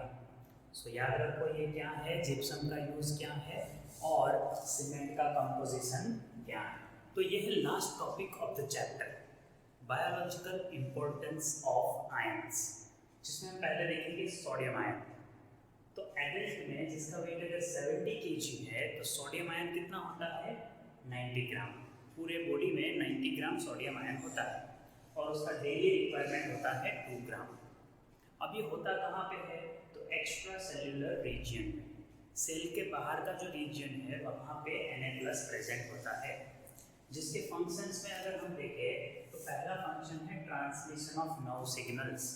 नर्व सिग्नल के ट्रांसमिशन में सोडियम आयन बहुत इंपॉर्टेंट है। बाद में है रेगुलेट करने के लिए वाटर का flow across the membrane. Membrane में अंदर बाहर वाटर का जो मूवमेंट है वो करने के लिए, उसको रेगुलेट करने के लिए Na+ आयन जरूरी है। और लास्ट जिसका यूज है transport sugar and amino acid into the cell. Cell के बाहर जब शुगर एमिनो एसिड आ जाएगा तो वो सेल के अंदर कैसे जाएगा? तो वाटर के साथ वो अंदर जाएगा, और वो वाटर का फ्लो कौन रेगुलेट करता है? Na+। बहुत ही कंफ्यूजन होता है ना आपको इसके यूजेस में, इसके इम्पोर्टेंस में, तो मैंने इसे पॉइंट वाइज बना दिया है। तो ये Na+ के इम्पोर्टेंस हो गए। अब K+ के इम्पोर्टेंस क्या है? तो पहले तो देख लो वो एडल्ट में कितना होता है। 70 kg अगर किसी का वेट है तो उसमें 170 ग्राम पोटेशियम आयन उसकी पूरी बॉडी में होता है, और वो होता है सेल फ्लूइड के अंदर। और देखो मोस्ट अबंडेंट आयन है वो, किसी भी दूसरे आयन के कंपेयर में सेल फ्लूइड में ये सबसे ज़्यादा है। उसका डेली रिक्वायरमेंट भी 2 ग्राम पर डे है। अब उसका काम क्या है? तो वो एक्टिवेट करता है बहुत सारे एंजाइम्स को, जिसकी वजह से डाइजेशन होगा और ग्लूकोज का ऑक्सीडेशन होगा। ये ग्लूकोज का ऑक्सीडेशन होता है तो एटीपी प्रोड्यूस होता है, उसमें भी पोटेशियम का बहुत ही अच्छा रोल है। अब ये सोडियम और पोटेशियम दोनों मिलकर बनाते हैं सोडियम पोटेशियम पंप। उसका क्या काम है? इट रेगुलेट्स और it maintain ionic gradient. Cell के अंदर और बाहर सोडियम और पोटेशियम का जो आयोनिक ग्रेडियंट है वो मेंटेन करता है सोडियम पोटेशियम पंप, जो नर्व सिग्नल के ट्रांसफ़र के लिए भी बहुत ही इम्पोर्टेंट है। अब हम देखते हैं अल्कलाइन अर्थ मेटल में मैग्नीशियम और कैल्शियम का बायोलॉजिकल इम्पोर्टेंस। तो मैग्नीशियम आप देखो एडल्ट में होता है 25 ग्राम। मैग्नीशियम कितना होता है? 25 ग्राम। और कैल्शियम कितना होता है? 1200 ग्राम, 1.2 kg, क्योंकि बोन्स टीथ सब उससे बना हुआ है, तो कैल्शियम बहुत ज़्यादा है। और डेली रिक्वायरमेंट देखो मैग्नीशियम का है 350 मिलीग्राम और कैल्शियम का कितना है? 800 मिलीग्राम। अब देखते हैं वो कहाँ पे प्रेजेंट है। मैग्नीशियम प्रेजेंट है एनिमल सेल के अंदर, जो भी सेल है उसके अंदर होता है, जबकि कैल्शियम प्लस तो कहाँ पे है? बॉडी फ्लूइड में होता है। सो दोनों का जो देखो आप प्रेजेंस अलग अलग जगह पे है, ये याद रखो। काम क्या है इसका? तो all enzymes that utilise ATP in phosphate transfer requires magnesium ion. ना, फॉस्फेट का ट्रांसफर करने के लिए एंजाइम्स को मैग्नीशियम की ज़रूरत पड़ेगी एज अ कोफैक्टर, वरना फॉस्फेट ट्रांसफर नहीं होगा तो एटीपी ट्रांसफर नहीं होगा। So that is the use of magnesium. Next, chlorophyll के अंदर मैग्नीशियम होता है। ग्रीन प्लांट में जो पिगमेंट है क्लोरोफिल, वो मैग्नीशियम से बनता है, उसका कॉम्प्लेक्स है क्लोरोफिल। अब कैल्शियम और मैग्नीशियम एक साथ इसेंशियल है ट्रांसमिशन के लिए। किसका? इम्पल्स का ट्रांसमिशन। नर्व फाइबर्स में जो इम्पल्स का ट्रांसमिशन होता है वो ये दोनों की वजह से होता है। तो ये हो गया इम्पोर्टेंस मैग्नीशियम का। अब देखते हैं कैल्शियम के इंडिविजुअल इम्पोर्टेंस में। सबसे पहला है बोन्स और टीथ में, वो एपेटाइट के फॉर्म में होता है। हमारे बोन्स और टीथ में एपेटाइट के फॉर्म में होता है, कैल्शियम फॉस्फेट के फॉर्म में। और टीथ के ऊपर का जो लेयर है जिसको हम इनेमल कहते हैं, वो बनता है फ्लोर एपेटाइट से। Calcium phosphate into calcium fluoride, इसको कहते हैं फ्लोर एपेटाइट। वो इनेमल का लेयर बनाता है और इसीलिए हमें बहुत कम अमाउंट में फ्लोरीन की भी ज़रूरत होती है। अगर वो नहीं मिलेगा तो ब्राउन कलर के हो जाएंगे टीथ। ओके, नेक्स्ट देखते हैं ब्लड क्लॉटिंग। अगर कैल्शियम नहीं होगा ब्लड में तो ब्लड क्लॉटिंग में बहुत देर लगेगी। So calcium helps in blood clotting. Next है it triggers the contraction of muscles. So calcium का अमाउंट इनफ होना चाहिए तो मसल्स का कंट्रैक्शन अपने आप होगा। जब हम मर जाते हैं तो कैल्शियम आयन का मूवमेंट बंद हो जाता है, इसलिए मसल्स मूव नहीं हो पाते। ठीक है, तो calcium is very important to trigger contractions of muscles, वरना ये सब हम मूव ही नहीं कर पाते ऐसे। फिर है इट रेगुलेट्स हार्ट बीट। तो हार्ट के पेशेंट्स जो होते हैं उसको खास ये ध्यान रखना है, कैल्शियम का अमाउंट बॉडी में बना रहना चाहिए, जिसका सबसे बड़ा सोर्स है मिल्क। तो ये चैप्टर में अब आपको कोई डाउट नहीं रहना चाहिए। मैंने आपको मोस्ट ऑफ द जो रिएक्शंस थे, जो थियोरीज थे, जो ऑर्डर्स थे, वो करा दिए हैं। आप डाउनलोड करिए वर्कशीट जो डिस्क्रिप्शन में है और एमसीक्यू का प्रैक्टिस कीजिए। एमसीक्यूज थ्योरी बेस्ड होते हैं, ऑर्डर्स उसमें पूछे हैं, कौन ज़्यादा एसिडिक है, कौन कम बेसिक है, कौन रिएक्ट करता है, कौन एम्फोटेरिक है, ऐसे एमसीक्यूज ज़्यादातर पूछते हैं। तो आप उसका प्रैक्टिस करो।